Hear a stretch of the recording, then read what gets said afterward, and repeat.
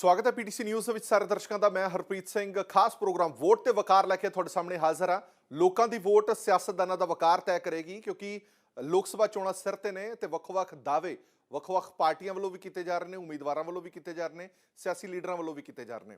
ਅਜਿਹੇ ਦੇ ਵਿੱਚ ਅਸੀਂ ਇਸ ਪ੍ਰੋਗਰਾਮ ਦੇ ਜ਼ਰੀਏ ਚੁਣੇ ਹੋਏ ਨੁਮਾਇੰਦਿਆਂ ਨਾਲ ਤੁਹਾਡੀ ਮੁਲਾਕਾਤ ਕਰਾਉਂਦੇ ਹਾਂ, ਉਹਨਾਂ ਦਾ ਰਿਪੋਰਟ ਕਾਰਡ ਤੁਹਾਡੇ ਸਾਹਮਣੇ ਲੈ ਕੇ ਆਉਂਦੇ ਹਾਂ ਕਿ ਆਪਣੇ 5 ਸਾਲਾਂ ਦੇ ਕਾਰਜਕਾਲ ਦੇ ਵਿੱਚ ਜੋ ਵਾਅਦੇ ਉਹਨਾਂ ਨੇ ਜਨਤਾ ਦੇ ਨਾਲ ਕੀਤੇ ਸਨ, ਉਹ ਆਪਣੇ ਵਾਅਦਿਆਂ ਤੇ ਕਿੰਨੇ ਕੁ ਖਰੇ ਉਤਰੇ ਨੇ। ਸਾਡੇ ਨਾਲ ਇਸ ਵਾਰ ਖਾਸ ਮਹਿਮਾਨ ਨੇ ਹੁਸ਼ਿਆਰਪੁਰ ਤੋਂ ਮੈਂਬਰ ਪਾਰਲੀਮੈਂਟ ਵਿਜੇ ਸਾਂਪਲਾ ਸਾਹਿਬ। ਬਹੁਤ-ਬਹੁਤ ਸਵਾਗਤ ਹੈ ਸਾਂਪਲਾ ਸਾਹਿਬ।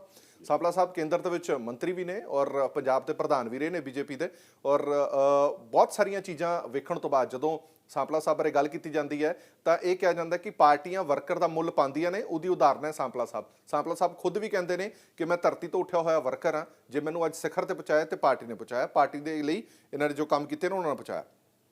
ਸਾਂਪਲਾ ਸਾਹਿਬ, ਸਭ ਤੋਂ ਪਹਿਲਾ ਸਵਾਲ ਮੇਰਾ ਇਹ ਹੈ ਕਿ ਪਿਛਲੀ ਇਲੈਕਸ਼ਨ ਵੇਲੇ ਜੋ ਵਾਅਦੇ ਤੇ ਦਾਅਵੇ ਪਾਰਟੀ ਨੇ ਕੀਤੇ ਸੀਗੇ, ਤੁਹਾਡੀ ਪਾਰਟੀ ਨੇ ਜੋ ਦਾਅਵੇ ਵਾਅਦੇ ਕੀਤੇ ਸੀਗੇ, ਉਹਨਾਂ ਚੀਜ਼ਾਂ ਤੇ ਕਿੰਨਾ ਕੁ ਤੁਸੀਂ ਖਰਾ ਉਤਰੇ ਹੋ, ਇਹ ਦੱਸੋ। ਦੂਜੀ ਗੱਲ, ਤੁਹਾਡੀ ਵਿਰੋਧੀ ਧਿਰ ਜਿਹੜੀ ਹੈ, ਵਿਰੋਧੀ ਪਾਰਟੀਆਂ ਇਹ ਕਹਿੰਦੀਆਂ ਨੇ ਕਿ ਜੁਮਲਿਆਂ ਵਾਲੀ ਪਾਰਟੀ ਹੈ। ਨਾ ਤਾਂ ਤੁਸੀਂ 15-15 ਲੱਖ ਦੇ ਜਿਹੜੇ ਦਾਅਵੇ ਕੀਤੇ ਸੀ ਉਹ ਵਾਪਸ ਆਏ, ਨਾ ਕਾਲਾ ਧਨ ਵਾਪਸ ਆਇਆ, ਜੋ GST ਨੂੰ ਲੈ ਕੇ, ਨੋਟਬੰਦੀ ਨੂੰ ਲੈ ਕੇ ਜਿਹੜੇ ਵੀ ਤੁਹਾਡੇ ਦਾਅਵੇ ਸੀ ਉਹ ਦਾਅਵੇ ਫੋਕੇ ਸਾਬਤ ਹੁੰਦੇ ਨੇ। देखो, पहला तो असी सब तो बड़ी गल मैं कहांगा कि पौने 5 साल असी 5 साल ही कहांगे इसनूं कि 5 साल दे इस टन्योर दे विच अज देश के नागरिक का मान सम्मान वधिया और ਉਹਦੇ ਚ अपने आप ਨੂੰ ਭਾਰਤੀ ਕਹਿਣ ਦਾ ਜਿਹੜਾ ਆ ਉਹਦੇ ਅੰਦਰੋਂ ਆਵਾਜ਼ ਉੱਠਦੀ ਹੈ ਔਰ ਮਾਣ ਨਾਲ ਕਹਿੰਦਾ ਮੈਂ ਭਾਰਤੀ ਹਾਂ ਔਰ ਪੂਰੀ ਦੁਨੀਆ ਦੇ ਵਿੱਚ ਅੱਜ ਭਾਰਤ ਦਾ ਜਿਹੜਾ ਨਾਂ एक सम्मान ਦੇ ਨਾਲ ਲਿਆ ਜਾਂਦਾ ਔਰ ਤਰੱਕੀ ਦੀ ਇਸ ਰਾਹ ਦੇ ਉੱਤੇ। ਔਰ ਜਦੋਂ ਦੇਸ਼ ਸਾਡਾ ਤਰੱਕੀ ਤੇ ਲੱਗਦਾ ਸਾਨੂੰ ਆਪਣੇ ਆਪ ਨੂੰ ਬਹੁਤ ਵੱਡਾ ਮਾਣ ਮਹਿਸੂਸ ਹੁੰਦਾ ਹੈ। ਤਰੱਕੀ ਦੇ ਮਾਣਕ ਕੀ ਹੈ? ਮੈਂ ਦੱਸਦਾ ਹੁਣ। ਪਹਿਲੀ ਗੱਲ ਤੇ ਜਦੋਂ ਮਾਣ ਹੁੰਦਾ ਹੈ ਤਾਂ ਤੁਹਾਨੂੰ ਮਾਣ ਦੇ ਮਾਣਕ ਕੀ ਹੈ ਤਾਂ ਤੁਹਾਨੂੰ ਆਪਣੇ ਆਪ ਪੂਰੀ ਦੁਨੀਆ ਦੱਸਦੀ ਹੈ। ਮਾਣਕ ਜਿਹੜਾ ਅਮਰੀਕਾ ਦਾ ਰਾਸ਼ਟਰਪਤੀ ਉਹ ਦੱਸਦਾ, ਮਾਣਕ ਜਿਹੜੇ ਕੀ ਨੇ ਇਹਦੇ ਉਹ ਇੰਗਲੈਂਡ ਔਰ ਕੈਨੇਡਾ ਔਰ ਰੂਸ ਦੇ ਜਿਹੜੇ ਪ੍ਰਧਾਨ ਮੰਤਰੀ ਬੜੇ ਬੜੇ ਦੇਸ਼ਾਂ ਦੇ ਉਹ ਪ੍ਰਧਾਨ ਜਿਹੜੇ ਆ ਉਹ ਦੱਸਦੇ ਨੇ ਕਿ ਪੰਜਾਬ ਦੇਸ਼ ਦਾ ਜਿਹੜਾ ਅੱਜ ਨਾਂ ਕਿੱਥੇ ਪਹੁੰਚਿਆ, ਉਹਦਾ ਪਰਚਮ ਕਿੱਥੇ, ਮਾਣਕ ਉਹ ਵੀ ਨੇ। ਦੂਸਰਾ ਜਿਹੜਾ ਅਗਲਾ ਕਿ 5 ਸਾਲ ਦੀ ਸਰਕਾਰ ਦੇ ਵਿੱਚ ਸਾਨੂੰ ਕਰਦੇ ਨੂੰ ਸਾਡੇ ਤੇ ਕਿਸੇ ਤੇ ਵੀ ਕੋਈ ਉਂਗਲੀ ਨਹੀਂ ਚੁੱਕ ਸਕਦਾ। ਈਮਾਨਦਾਰੀ, ਪਾਰਦਰਸ਼ਤਾ ਦੀ ਸਰਕਾਰ। ਸਭ ਤੋਂ ਪਹਿਲਾਂ ਅਸੀਂ ਜਿਹੜਾ ਕੋਈ ਵਾਅਦਾ ਇਹੀ ਕਰਦੇ ਹਾਂ ਕਿ ਕਰਪਸ਼ਨ ਤੋਂ ਜਿਹੜੀ ਹੈ ਔਰ ਪਾਰਦਰਸ਼ਤਾ, ਕਰਪਸ਼ਨ ਫ੍ਰੀ ਔਰ ਪਾਰਦਰਸ਼ਤਾ ਵਾਲੀ ਸਰਕਾਰ ਹੋਏਗੀ, ਇਹ ਅਸੀਂ ਦੱਸਦੇ। ਪਰ ਐਂਡ ਚਾਹੁੰਦੇ ਤੇ ਸਵਾਲ ਤਾਂ ਖੜਾ ਹੋ ਹੀ ਗਿਆ। ਮੈਂ ਕਿਹਾ ਕਿਤੇ ਸਵਾਲ ਨਹੀਂ, ਸਵਾਲ ਹੋਵੇ CBI ਦਾ ਸਵਾਲ ਹੋਵੇ, ਐਸਾ ਕਿਤੇ ਨਹੀਂ, ਕਿਤੇ ਵੀ ਕੋਈ ਸਵਾਲ ਨਹੀਂ ਉੱਠ ਸਕਦਾ। ਹਾਂ, ਬਿਨਾਂ ਕਿਸੇ ਗੱਲਾਂ ਦੇ ਉੱਤੇ ਢੋਲ ਪਿੱਟਣਾ ਜਾਂ ਕਈ ਵਾਰੀ ਰੋਲਾ ਪਾਉਣਾ ਉਹ ਅਲੱਗ ਚੀਜ਼ ਆ, ਕਿਉਂਕਿ ਆਪੋਜੀਸ਼ਨ ਦਾ ਕੰਮ ਸਿਰਫ ਵਾਦ ਤੇ ਵਿਵਾਦ ਖੜਾ ਕਰਨਾ ਹੈ। ਹਕੀਕਤ ਤੋਂ ਜਾਣੂ ਉਹ ਵੀ ਹੈ ਔਰ ਇਸ ਕਰਕੇ ਉਹਨੂੰ ਪਤਾ ਹੈ ਕਿ ਇਹਦੇ ਚ ਕੁਝ ਨਹੀਂ ਮਿਲਣਾ ਔਰ ਇਹਦੇ ਲਈ ਸੁਪਰੀਮ ਕੋਰਟ ਨੇ ਵੀ 50 ਸਾਲਾਂ ਚ ਤੁਹਾਡੇ ਤੇ ਕੋਈ ਐਲੀਗੇਸ਼ਨ ਨਹੀਂ ਲੱਗਿਆ, ਕੋਈ ਗੱਲ ਨਹੀਂ ਸੀ, ਨਹੀਂ ਲੱਗਿਆ, ਪਰ ਕੋਈ ਗੱਲ ਹੋਏਗੀ ਤਾਂ ਹੀ ਉਹ ਰਫੇਲ ਦਾ ਬਿਲਕੁਲ ਨਹੀਂ ਲੱਗਾ। ਉਹ ਤਾਂ ਸੁਪਰੀਮ ਕੋਰਟ ਨੇ ਦੱਸ ਦਿੱਤਾ। ਉਹਦੇ ਉਸ ਤੋਂ ਬਾਅਦ ਜਿਹੜੀ ਉਹਨਾਂ ਨੇ ਕਿਹਾ ਕਿ ਅਸੀਂ ਚਰਚਾ ਕਰਨੀ ਚਾਹੁੰਦੇ ਹਾਂ ਜਿਹੜੀ ਪਾਰਲੀਮੈਂਟ ਦੇ ਵਿੱਚ, ਔਰ ਉਹਦੇ ਚ ਜਿਹੜੇ ਜੇਟਲੀ ਸਾਹਿਬ ਨੇ ਜਵਾਬ ਦਿੱਤੇ ਔਰ ਜਿਹੜਾ ਜਵਾਬ ਸਾਡੇ डिफेंस मिनिस्टर ने कली कली गल का जवाब दिता, उस तो बाद कोई इशू पेंडिंग नहीं रह गया। CBI की गल की है कि CBI के डायरैक्टर दे विच थोड़ी दखलअंदाजी रही, उहदी चोण दे विच दखलअंदाजी तुसीं करदे हो। जिहड़े लोग इत्थों पैसा लैके बाहर चले गए उन्हां नूं तुसीं कहा सी काला धन वापस लैके आवांगे, वापस तो दूर दी गल, इत्थों लोग चले गए लैके धन। कोई जिहड़ा लैके साडे करके नहीं लैके गया, ਉਹਦਾ ਕਾਰਨ ਉਹ ਵੀ ਦੋਸ਼ ਸਾਡੇ ਕਰਕੇ ਜਿਹੜਾ ਬਾਹਰੋਂ ਵਾਪਸ ਆਇਆ ਜਾਂ ਅਸੀਂ ਰਿਕਵਰ ਕੀਤਾ ਉਹ ਅਸੀਂ ਕਹਿ ਸਕਦੇ ਹਾਂ। ਔਰ ਸਭ ਤੋਂ ਬੜੀ ਗੱਲ, ਬਾਹਰੋਂ ਕਿਹੜਾ ਵਾਪਸ ਅਰੇ ਵਾਪਸ ਰਿਕਵਰ ਕੀਤਾ ਸੀ, ਸਾਰਿਆਂ ਤੋਂ ਕੀਤਾ। ਅੱਜ ਜਿਹੜਾ ਵਿਜੇ ਮਾਲਿਆ ਨੂੰ ਵੀ ਰਿਕਵਰ ਕਰਨ ਦੀ ਜਿਹੜੀ ਪ੍ਰਯਾਸ ਜਿਹੜੇ ਉਹ ਸਾਡੇ ਸੀ। ਭਾਈ ਮੈਂ ਜਿਹੜੀ ਗੱਲ ਕਰ ਰਿਹਾ ਕਿ ਵਿਜੇ ਮਾਲਿਆ ਵਰਗੇ ਗਏ, ਉਹਨਾਂ ਨੂੰ ਦੱਸੋ ਕਿੱਥੇ ਉਹਨਾਂ ਨੇ ਕਿਹਾ ਕਿ ਇਹਨਾਂ ਨੂੰ ਜਿਹੜੀ ਵਾਪਸੀ ਦੀ ਗੱਲ ਕੀਤੀ। ਜਦੋਂ ਸਾਡੇ ਵਾਰੀ ਹੋਇਆ ਉਹਦਾ ਲੋਨ ਦਿੱਤੇ ਕਿਹਨੇ ਨਾ, ਅਸੀਂ ਨਹੀਂ ਦਿੱਤੇ। ਉਹ ਕਰਪਸ਼ਨ ਕਿਹਦਾ ਸੀ, ਉਹ ਪਾਪ ਕਿਹਦਾ ਸੀ, ਸਾਡਾ ਪਾਪ ਨਹੀਂ ਸੀ। ਜੇ ਐਸੈਟਸ ਹੈ ਤੇ ਲਾਇਬਿਲਿਟੀ ਵੀ ਤਾਂ ਨਾਲ ਹੀ ਚੱਲਣੀ ਹੈ। ਮੇਰੀ ਗੱਲ ਸੁਣੋ, ਪਾਪ ਜ਼ਿੰਮੇਵਾਰੀ ਤਾਂ ਤੁਹਾਡੀ ਸੀ ਨਾ, ਤੁਸੀਂ ਨਜ਼ਰ ਤਾਂ ਤੁਸੀਂ ਰੱਖਣੀ ਹੈ। ਮੈਂ ਤੁਹਾਡੀ ਗੱਲ ਨਾਲ ਇਸ ਚੀਜ਼ ਦਾ ਸਹਿਮਤ ਨਹੀਂ ਹਾਂ। ਅਸੀਂ ਅੱਜ ਜੇ ਪੂਰੀ ਉਹਦੇ ਚ ਜਾ ਕੇ ਵਕਾਲਤ ਵੀ ਕਰਦੇ ਹਾਂ ਤਾਂ ਦੇਸ਼ ਦੇ ਮਾਨ ਸਨਮਾਨ ਦੇ ਲਈ ਉਹ ਗੱਲ ਵੀ ਕਰਦੇ ਹਾਂ ਔਰ ਉਹਨਾਂ ਨੂੰ ਵਾਪਸ ਲਿਆਉਣ ਦੀ ਵੀ ਗੱਲ ਕਰਦੇ ਹਾਂ। ਔਰ ਤੁਸੀਂ ਉਹ ਦੇਖਿਆ ਕਿ ਵਿਜੇ ਮਾਲਿਆ ਦੇ ਕੇਸ 'ਚ ਵੀ ਹੈ, ਨੀਰਵ ਮੋਦੀ ਦੇ ਮਾਮਲੇ 'ਚ ਅਸੀਂ ਉਹਦੀ ਦੂਸਰੇ ਦਿਨ, ਜਿਸ ਦਿਨ 29 ਜਨਵਰੀ ਨੂੰ ਉਹਦਾ ਜਿਹੜੀ ਕੰਪਲੇਂਟ ਬੈਂਕ ਦੇ ਜਿਹੜੇ ਮੈਨੇਜਰ ਕਰਦੇ ਆ ਔਰ 31 ਨੂੰ ਉਹਦੇ ਤੇ FIR ਸੀ ਔਰ ਉਹਦੇ ਦੂਸਰੇ ਦਿਨ 1 ਤਰੀਕ ਨੂੰ ਜਿਹੜੀ 1 ਫਰਵਰੀ ਨੂੰ ਉਹਦੇ ਦਾ 50% ਤੋਂ ਵੱਧ ਅਸੀਂ ਰਿਕਵਰ ਕਰ ਲਿਆ ਸੀ। ਔਰ ਜਿੰਨੇ ਵੀ ਚੀਜ਼ਾਂ ਸਾਡੀਆਂ ਆਈਆਂ ਪਾਰਦਰਸ਼ਤਾ ਦੇ ਨਾਲ ਆਈਆਂ ਔਰ ਕਿਤੇ ਵੀ ਸਾਡੇ ਤੇ ਉਂਗਲੀ ਅਕਾਊਂਟਾਂ 'ਚ 15 ਨਹੀਂ। ਲੱਖ ਨਹੀਂ ਆਇਆ। ਅੱਜ ਜਿਹੜੀ ਅਕਾਊਂਟਾਂ 'ਚ 15 ਲੱਖ ਨਹੀਂ ਦੇਖਿਏ ਆਇਆ, ਜਿਹੜੀ ਬਾਕੀ ਚੀਜ਼ਾਂ ਆਈਆਂ ਤੁਸੀਂ ਤੇ 15 ਅਗਰ ਲੱਖ ਨਹੀਂ ਮੈਨੂੰ ਉਹ ਵੀਡੀਓ ਦਿਖਾ ਦਿਓ ਕਿ ਜਿਹਦੇ ਤੇ ਉਹ ਕਿਹਾ ਹੋਵੇ 15 ਲੱਖ ਰੁਪਇਆ ਅਸੀਂ ਦਿਆਂਗੇ, ਉਹਦੇ ਚ ਕਿਹਾ ਕਿ ਮੈਂ ਤੁਹਾਨੂੰ ਬੀਜੇਪੀ ਨੇ ਕਹੀ ਨਹੀਂ ਕਦੇ ਕਿ 15 ਲੱਖ ਹਰ ਅਕਾਊਂਟ ਚ ਆਊਗਾ। ਇਸ ਚੀਜ਼ ਨੂੰ ਪਹਿਲਾਂ ਗੱਲ ਸਮਝਣ ਦੀ ਗੱਲ ਹੈ। ਉਹਨਾਂ ਨੇ ਕਿਹਾ ਸੀ ਕਿ ਜਿੰਨਾ ਧਨ ਦੇਸ਼ ਦਾ ਬਾਹਰ ਗਿਆ ਅਗਰ ਉਹਨੂੰ ਲਿਆਂਦਾ ਜਾਵੇ ਤਾਂ ਕੱਲੇ ਕੱਲੇ ਦੇ ਅਕਾਊਂਟ ਦੇ ਵਿੱਚ 15 ਲੱਖ ਆ ਸਕਦਾ। ਫਿਰ ਨਹੀਂ ਆਇਆ। ਦੇਖ ਮੇਰੀ ਗੱਲ, ਅਰੇ ਯਾਰ ਜਿਹੜੀ ਗੱਲ ਤੁਸੀਂ ਹੋਰ ਹਿਸਾਬ ਨਾਲ ਕਹਿ ਰਹੇ ਆਇਆ ਨਹੀਂ, ਮੈਂ ਕਹਿੰਦਾ ਕਿ ਅਸੀਂ ਜਾਣ ਨਹੀਂ ਦਿੱਤਾ। ਅੱਜ 1,130 ਲੱਖ ਕਰੋੜ ਜਿਹੜਾ ਬਾਹਰ ਜਾਂਦਾ ਸੀ ਅਸੀਂ ਰਿਕਵਰ ਕੀਤਾ, ਜਿਹੜਾ ਨਹੀਂ ਜਾਣ ਦਿੱਤਾ ਇਹ ਰਿਕਵਰੀ ਹੈ। ਮੈਨੂੰ ਇੱਕ ਗੱਲ ਦੱਸੋ ਨਾ ਸਾਂਪਲਾ ਸਾਹਿਬ, ਇੱਕ ਇਹ ਬਿਆਨ ਕਿ ਬਾਹਰ ਜਿੰਨਾ ਪੈਸਾ ਕਾਲਾ ਧਨ ਪਿਆ ਜੇ ਉਹ ਵਾਪਸ ਆ ਜੇ ਤਾਂ ਉਹਦੇ ਲਈ ਪ੍ਰਯਾਸ ਚੱਲ ਰਿਹਾ। ਦੇਖੋ 15 ਲੱਖ ਆ ਜਾਣਗੇ। ਮੈਂ ਇਹ ਜਾਣਨਾ ਚਾਹੁੰਦਾ ਉਹ ਪੈਸਾ ਜੇ ਵਾਪਸ ਆਇਆ ਹੁੰਦਾ ਤਾਂ 15 ਲੱਖ ਆ ਜਾਂਦੇ ਨਾ। ਉਹ ਪੈਸਾ ਵਾਪਸ ਨਹੀਂ ਆਇਆ। ਅਕਾਊਂਟ 'ਚ ਪੈਣੇ ਐਸਾ ਨਹੀਂ ਸੀ, ਇੰਨਾ ਸੀ ਕਿ ਹਿਸਾਬ ਆਪਾਂ ਜਦੋਂ ਕਰਦੇ ਆ ਕਿ ਕਿੰਨਾ ਪੈਸਾ ਹੋਏਗਾ ਤੇ ਅਸੀਂ ਹੁਣ ਮੈਂ ਉਹ ਪੈਸਾ ਆ ਗਿਆ। ਪਹਿਲਾਂ ਮੇਰੀ ਗੱਲ ਸੁਣੋ, ਚਲੋ ਅਕਾਊਂਟਾਂ 'ਚ ਨਹੀਂ ਆਇਆ, ਅੱਜ ਦੀ ਡੇਟ ਦੇ ਵਿੱਚ ਇੱਕ ਉਹਦੇ ਲਈ ਜਿਹੜਾ ਪ੍ਰਯਾਸ ਕੀਤਾ ਜਾ ਰਿਹਾ ਸੀ ਉਹ ਪ੍ਰਯਾਸ ਪੂਰੀ ਤਰ੍ਹਾਂ ਚਾਲੂ ਹੈ। ਔਰ ਜਿੱਦਣ ਅਸੀਂ ਆਏ ਉਸੇ ਦਿਨ ਹੀ ਸੁਪਰੀਮ ਕੋਰਟ ਨੂੰ ਅਸੀਂ SIT ਵੀ ਬਣਾਤੀ, ਉਹਦੀ ਜਿਹੜੀ ਲਿਸਟ ਵੀ ਸੀ ਉਹ ਵੀ ਸੌਂਪ ਦਿੱਤੀ ਸੀ। ਔਰ ਜਿਹੜਾ ਪੈਸਾ ਵਾਪਸ ਆਣਾ ਹੈ, ਆਣ ਦੀ ਜਿਹੜੀ, ਕਿਉਂਕਿ ਇਹ ਇੰਟਰਨੈਸ਼ਨਲ ਨਾਰਮਸ ਜਿਹੜੇ ਹੁੰਦੇ ਉਹਨਾਂ ਨੂੰ ਫੋਲੋ ਕਰਨਾ 5 ਸਾਲ ਲੱਗ ਗਏ। ਅਰੇ ਉਹਨੂੰ ਕਰਨਾ ਉਹਦਾ, ਕਿਉਂਕਿ ਜੇ ਸਾਡੇ ਇੱਥੇ ਮੁਲਕ ਉਹਦੇ ਚ ਆਪਣਾ ਪ੍ਰਯਾਸ ਪੂਰੀ ਤਰ੍ਹਾਂ ਚੱਲ ਰਿਹਾ। ਔਰ ਨਾਲ ਸਭ ਤੋਂ ਵੱਡੀ ਗੱਲ ਕਿ ਉਸ ਤੋਂ ਬਾਅਦ ਅਸੀਂ ਜਾਣ ਦੇ ਰਾਸਤੇ ਸਾਰੇ ਬੰਦ ਕਰਾਤੇ, ਸਖਤ ਕਾਨੂੰਨ ਵੀ ਬਣਾਏ। ਔਰ ਅਸੀਂ ਜੇ ਕਹੀਏ ਕਿ 1,30 ਕਰੋੜ ਜੇ ਪਿਆ ਅਸੀਂ ਰਿਕਵਰ ਕਰਤਾ, ਇੱਥੇ ਜਾਣ ਨਹੀਂ ਦਿੱਤਾ। ਅੱਜ ਉਹਦੀ ਰਿਕਾਰਡ ਅੱਜ ਦੇ ਜਿਹੜੇ ਤੁਸੀਂ ਚਲੋ ਆਪਾਂ ਹੁਣ ਆਪਾਂ ਪੰਜਾਬ ਦੇ ਸੰਦਰਭ 'ਚ ਵੀ ਗੱਲ ਕਰ ਲਈ, ਆਪਣੇ ਕੋਲ ਸਮਾਂ ਘੱਟ ਹੈ। ਐਜ਼ ਅ ਮੈਂਬਰ ਪਾਰਲੀਮੈਂਟ ਤੁਹਾਡੇ ਕੋਲ ਐਜ਼ ਅ ਮੈਂਬਰ ਪਾਰਲੀਮੈਂਟ ਵੀ ਤੁਸੀਂ ਰਹੇ, ਤੁਸੀਂ ਬੀਜੇਪੀ ਦੇ ਪ੍ਰਧਾਨ ਵੀ ਰਹੇ, ਤੁਸੀਂ ਕੇਂਦਰੀ ਮੰਤਰੀ ਵੀ ਹੋ। ਤੁਸੀਂ ਪੰਜਾਬ ਲਈ ਕੀ ਲਿਆ ਕੇ ਦਿੱਤਾ, ਆਪਣੇ ਇਲਾਕੇ ਲਈ ਕੀ ਲਿਆ ਕੇ ਦਿੱਤਾ? ਪਹਿਲਾਂ ਤਾਂ ਸਭ ਤੋਂ ਬੜੀ ਗੱਲ ਮੈਂ ਬੜੇ ਮਾਣ ਨਾਲ ਕਹਿਣਾ ਕਿ ਅਗਰ ਕਿਸੇ ਵੀ ਸੂਬੇ ਨੂੰ ਜਾਂ ਕਿਸੇ ਆਪਣੇ ਹਲਕੇ ਨੂੰ ਕਿਸੇ ਨੂੰ ਵੀ ਵਿਕਸਿਤ ਕਰਨਾ ਹੁੰਦਾ, 3 ਚੀਜ਼ਾਂ ਦੀ ਜ਼ਰੂਰਤ ਹੁੰਦੀ ਹੈ। ਰੋਡ ਕਨੈਕਟੀਵਿਟੀ, ਰੇਲ ਕਨੈਕਟੀਵਿਟੀ ਔਰ ਜਿਹੜੀ ਆ ਏਅਰ ਕਨੈਕਟੀਵਿਟੀ। ਅੱਜ ਅਸੀਂ ਏਅਰ ਕਨੈਕਟੀਵਿਟੀ ਨਾਲ ਆਪਣੇ ਹਲਕੇ ਨੂੰ ਜੋੜਿਆ ਔਰ ਹੁਣ ਜਿਹੜੀਆਂ ਨਵੀਂ ਅਸੀਂ ਜਿਹੜੀਆਂ ਫਲਾਈਟਾਂ ਜਿਹੜੀਆਂ ਹੋਰ ਆਦਮਪੁਰ ਤੋਂ ਜਿਹੜੀ ਮੁੰਬਈ ਵੀ ਸ਼ੁਰੂ ਕਰ ਰਹੇ ਔਰ ਆਦਮਪੁਰ ਤੋਂ ਜੈਪੁਰ ਦੀ ਵੀ ਸ਼ੁਰੂ ਕਰਤੀ ਹੈ, ਜਿਹਦੀ ਐਡ ਵੀ ਅਸੀਂ ਕਰਤੀ ਹੈ। ਉਹਨੂੰ ਜਿਹੜਾ ਟੈਂਡਰ ਜਿਹੜੀ ਉਹਦੀ ਬਿਡ ਵੀ ਜਿਹੜੀ ਉਹ ਸਪਾਈਸ ਜੈਟ ਨੇ ਉਹਦੇ ਨਾਲ ਵੀ ਹੋ ਗਈ ਆ। ਦੂਸਰਾ ਜਿਹੜਾ ਟ੍ਰੇਨ ਜਿਹੜੀ ਸੀ ਮੇਰੇ ਹਲਕੇ ਤੋਂ ਕੋਈ ਟ੍ਰੇਨ ਨਹੀਂ ਸੀ ਜਾਂਦੀ ਕਨੈਕਟੀਵਿਟੀ ਤੇ। ਤੁਸੀਂ ਹੁਸ਼ਿਆਰਪੁਰ 'ਚ ਦਾਅਵਾ ਕੀਤਾ ਸੀ ਓਵਰ ਬ੍ਰਿਜ ਬਣਾਵਾਂਗੇ, ਉਹ ਨਹੀਂ ਬਣਿਆ। ਇਹ ਵੀ ਮੰਗ ਹੋਈ ਸੀ ਤੁਹਾਡੇ ਤੋਂ ਕਿ ਉੱਥੋਂ ਤੁਸੀਂ ਸਪੈਸ਼ਲ ਟ੍ਰੇਨ ਚਲਾਓਗੇ ਧਾਰਮਿਕ ਸਥਾਨਾਂ ਦੀ, ਹਿੰਦੂ ਧਾਰਮਿਕ ਸਥਾਨਾਂ ਨੂੰ, ਉਹ ਟ੍ਰੇਨਾਂ ਨਹੀਂ ਚੱਲੀਆਂ। ਓਵਰ ਬ੍ਰਿਜ 3 ਬਣਨੇ ਸੀ ਹੁਸ਼ਿਆਰਪੁਰ ਦੇ ਵਿੱਚ। ਕਿਹੜਾ ਮੈਨੂੰ ਦੱਸ ਦਿਓ, ਤੁਸੀਂ ਦੱਸੋ ਨਾ। ਹੁਸ਼ਿਆਰਪੁਰ ਕੋਈ ਡਿਮਾਂਡ ਹੁਸ਼ਿਆਰਪੁਰ ਵਾਸੀਆਂ ਦੀ ਕੋਈ ਡਿਮਾਂਡ ਸੀਗੀ ਕਿ ਓਵਰ ਬ੍ਰਿਜ ਬਣਨਾ ਚਾਹੀਦਾ ਕਿ ਨਹੀਂ? ਮੇਰੀ ਐਸੀ ਮੈਂ ਤੁਹਾਨੂੰ ਦੱਸ ਦਿੰਦਾ ਕਿ ਹਾਲੇ ਤੱਕ ਦੇ ਤਾਂ ਮੇਰੇ ਕੋ ਕੋਈ ਓਵਰ ਬ੍ਰਿਜ ਦੀ ਡਿਮਾਂਡ ਨਹੀਂ ਹੈ। ਨੰਬਰ 1 ਪਹਿਲਾਂ ਮੇਰੀ ਗੱਲ ਸੁਣ ਜੀ। ਮੈਂ ਜਦੋਂ ਆਇਆ ਸੀ ਕਿ ਦਿੱਲੀ ਲਈ ਕੋਈ ਟ੍ਰੇਨ ਨਹੀਂ ਸੀ ਔਰ ਮੈਂ ਕਿਹਾ ਸੀ ਕਿ ਮੈਂ ਜਿਹੜਾ ਪ੍ਰੋਮਿਸ ਦੀ ਡਿਮਾਂਡ ਤਾਂ ਸਾਰੀ ਉਮਰ ਨਹੀਂ ਮੁੱਕਣੀ, ਮੇਰੇ ਮਰਨ ਤੋਂ ਬਾਅਦ ਵੀ ਡਿਮਾਂਡ ਬਣੀ ਰਹਿਣੀ ਹੈ। ਮੇਰੇ ਕੋਲ ਵਾਅਦੇ ਵੀ ਤਾਂ ਸੀ। ਮੇਰਾ ਕਿਤੇ ਵਾਅਦਾ ਨਹੀਂ, ਕਿਤੇ ਵਾਅਦਾ ਨਹੀਂ ਹੈ ਮੇਰਾ। ਮੈਂ ਸਪਸ਼ਟ ਜਿਹੜੀ ਗੱਲ ਕੀਤਾ ਔਰ ਮੇਰਾ ਵਾਅਦਾ ਸੀ ਕਿ ਮੈਂ ਦਿੱਲੀ ਦੇ ਟ੍ਰੇਨ ਸ਼ੁਰੂ ਕਰਾਂਗਾ ਔਰ ਮੈਂ ਉਹ ਸ਼ੁਰੂ 14 ਦੇ ਵਿੱਚ ਹੀ ਨਵੰਬਰ 14 ਚ ਕਰਤੀ ਸੀ। ਹਾਂ, ਉਸ ਤੋਂ ਇਲਾਵਾ ਪ੍ਰਯਾਸ ਬੜੇ ਹੁੰਦੇ ਆ। ਐਸਾ ਕਿਤੇ ਪ੍ਰਯਾਸ ਜਿਹੜਾ ਵਿਕਾਸ ਕੋਈ ਇੱਕ ਜਗ੍ਹਾ ਤੇ ਖਤਮ ਕਰਤਾ ਇੰਨਾ ਕਰ ਗਿਆ ਰੁਕ ਗਿਆ, ਐਸਾ ਨਹੀਂ ਹੁੰਦਾ। ਵਿਕਾਸ ਨਿਰੰਤਰ ਚੱਲਦਾ ਰਹਿਣਾ। ਡਿਮਾਂਡ ਜੇ ਲੋਕਾਂ ਦੀ ਕੀ ਡਿਮਾਂਡ ਤਾਂ ਹਲੇ ਮੇਰੇ ਜਾਣ ਤੋਂ ਬਾਅਦ ਵੀ ਰਹਿਣੀ ਹੈ ਔਰ ਵਿਕਾਸ ਨਿਰੰਤਰ ਚੱਲਣ ਵਾਲੀ ਚੀਜ਼ ਹੈ, ਇੱਕ ਦਿਨ 'ਚ ਖਤਮ ਹੋਣ ਵਾਲੀ ਚੀਜ਼ ਨਹੀਂ। ਏਅਰਪੋਰਟ ਦਾ ਜਿਹੜਾ ਸੀ ਮੈਂ ਵਾਅਦਾ ਵੀ ਨਹੀਂ ਸੀ ਕੀਤਾ ਪਰ ਮੈਂ ਉਹ ਏਅਰਪੋਰਟ ਨੂੰ ਵੀ ਲੈ ਕੇ ਆਂਦਾ ਔਰ ਹਿੰਦੁਸਤਾਨ ਦਾ ਸਭ ਤੋਂ ਤੇਜ਼ ਗਤੀ ਨਾਲ ਬਣਨ ਵਾਲਾ ਏਅਰਪੋਰਟ 1.5 ਸਾਲ ਦੇ ਵਿੱਚ ਜ਼ਮੀਨ ਵੀ ਐਕਵਾਇਰ ਕੀਤੀ, ਉਹਦੇ ਵਿੱਚ ਏਅਰਪੋਰਟ ਵੀ ਬਣਾਇਆ, ਏਅਰਪੋਰਟ ਬਣਾ ਕੇ ਰਨਵੇ ਫਲਾਈਟ ਵੀ ਜਿਹੜੀ ਸ਼ੁਰੂ ਕੀਤੀ ਆ ਇਹ ਆਦਮ ਏਅਰਪੋਰਟ ਤੋਂ ਕੀਤੀ ਆ। ਇਹ ਸਾਰੇ ਜਾਣਦੇ ਆ। ਜਿੱਥੇ ਤੁਹਾਨੂੰ ਜਿਹੜੀਆਂ ਬਿਨਾਂ ਮੰਗਾਂ ਤੋਂ ਮੇਰੀ ਬਿਨਾਂ ਪ੍ਰੋਮਿਸ ਤੋਂ ਤੁਹਾਨੂੰ ਗੱਲ ਯਾਦ ਆ ਤੇ ਜਿਹੜੇ ਮੇਰੇ ਇਹ ਵੀ ਯਾਦ ਵਿੱਚ ਰੱਖਣਾ ਚਾਹੀਦਾ ਸੀ। ਸੋ ਏਅਰਪੋਰਟ ਹੁਣ ਅੱਜ ਜਿਹੜੀ ਨਵੀਂ ਤੁਸੀਂ ਦੇਖਿਆ ਹੋਊਗਾ 5-6 ਦਿਨ ਪਹਿਲਾਂ ਹੀ ਕਿ ਉਹਨਾਂ ਨੇ ਬਿਡ ਕਰ ਦਿੱਤੀ ਹੈ ਸਪਾਈਸ ਜੈਟ ਨੂੰ 2 ਫਲਾਈਟਾਂ ਹੋਰ ਦੇ ਦਿੱਤੀਆਂ, ਆਦਮਪੁਰ ਤੋਂ ਮੁੰਬਈ ਔਰ ਆਦਮਪੁਰ ਤੋਂ ਜੈਪੁਰ ਵੀ ਹੋ ਗਈਆਂ। ਜਿੱਥੇ ਤੱਕ ਰਹਿ ਗਿਆ ਗੱਲ ਨੈਸ਼ਨਲ ਹਾਈਵੇ ਦੇ, ਮੇਰੇ ਹਲਕੇ ਦੇ ਵਿੱਚ ਜਿੰਨੇ ਨੈਸ਼ਨਲ ਹਾਈਵੇ ਸੀ ਸਾਰਿਆਂ ਨੂੰ 4 ਲੇਨਿੰਗ ਦੀ ਉਹਦੀ ਸੈਂਕਸ਼ਨ ਹੋ ਚੁੱਕੀ ਹੈ। ਸਾਰਿਆਂ ਦਾ ਕੰਮ ਚੱਲ ਰਿਹਾ, ਸਾਰਿਆਂ ਦੇ ਕਈਆਂ ਦੇ DPR ਬਣ ਗਏ। ਜਲੰਧਰ ਤੋਂ ਹੁਸ਼ਿਆਰਪੁਰ ਜਿਹੜਾ ਚਿੰਤਪੁਰਨੀ ਰੋਡ ਜਾਂਦੀ ਹੈ ਉਹਦੇ ਤੇ ਕੰਮ ਚੱਲ ਰਿਹਾ, ਉਹਦੇ ਤੇ ਕੰਸਟਰਕਸ਼ਨ ਹੋ ਚੁੱਕੀ ਆ, ਕਾਫੀ ਹੋ ਗਈ ਆ। ਨਹੀਂ ਮੈਂ ਪਰ ਇਹ ਜਿਹੜਾ ਬੜੀ ਅੰਮ੍ਰਿਤਸਰ ਲੋਕੀ ਇਹ ਉਮੀਦ ਰੱਖਦੇ ਹੁੰਦੇ ਆ ਕਿ ਜਦੋਂ ਤੁਹਾਨੂੰ ਵੋਟ ਪਾਉਂਦੇ ਆ, ਚਲੋ ਸਾਲ ਵੇਟ ਕਰ ਲਈ, 2 ਸਾਲ ਵੇਟ ਕਰ ਲਈ, 3 ਸਾਲ ਵੇਟ ਕਰ ਲਈ, ਅੱਜ 5 ਸਾਲ ਹੋ ਚੱਲੇ, ਹਲੇ ਵੀ ਮੁਕੰਮਲ ਨਹੀਂ ਹੋਇਆ ਕੰਮ। ਹਲੇ ਵੀ ਤੁਸੀਂ ਕਹਿ ਰਹੇ ਹੋ ਸੜਕਾਂ ਦੀ ਗੱਲ ਕਰ ਰਹੇ ਹੋ ਨਾ, ਹਾਈਵੇ ਦੀ ਗੱਲ, ਆ ਹੁਸ਼ਿਆਰਪੁਰ ਚਿੰਤਪੁਰਨੀ ਦੀ ਗੱਲ ਤੁਸੀਂ ਕਰ ਰਹੇ ਹੋ, ਹਾਂਜੀ ਮੁਕੰਮਲ ਹੀ ਨਹੀਂ ਹੋਈ। ਅਰੇ ਬਈ ਇਹ ਕਿਤੇ ਇੱਕ ਦਿਨ ਦਾ ਇਹ ਨੈਸ਼ਨਲ ਹਾਈਵੇ ਆ, ਨੈਸ਼ਨਲ ਹਾਈਵੇ ਆ। ਨੈਸ਼ਨਲ ਹਾਈਵੇ ਦੇ ਲਈ ਇੱਕ ਪਹਿਲਾਂ ਜ਼ਮੀਨ ਅਕਵਾਇਰ ਕਰਨੀ ਹੁੰਦੀ ਆ, ਉਹਦੇ ਲਈ ਟਾਈਮ ਚਾਹੀਦਾ। ਹੁਣ ਜਿਹੜੀ ਅੰਮ੍ਰਿਤਸਰ ਤੋਂ ਅਸੀਂ ਹੁਸ਼ਿਆਰਪੁਰ ਨੂੰ ਉਹਨੇ ਨੂੰ ਬਣ ਰਹੇ, ਹਾਲੇ ਤੱਕ ਉਹਦਾ ਅਕਵਾਇਰ ਕਰਨ ਦਾ ਜਿਹੜਾ ਕੰਮ ਚੱਲ ਰਿਹਾ, ਉਹਦਾ ਜਿਹੜਾ ਕਾਲਾ ਬਣ ਗਏ।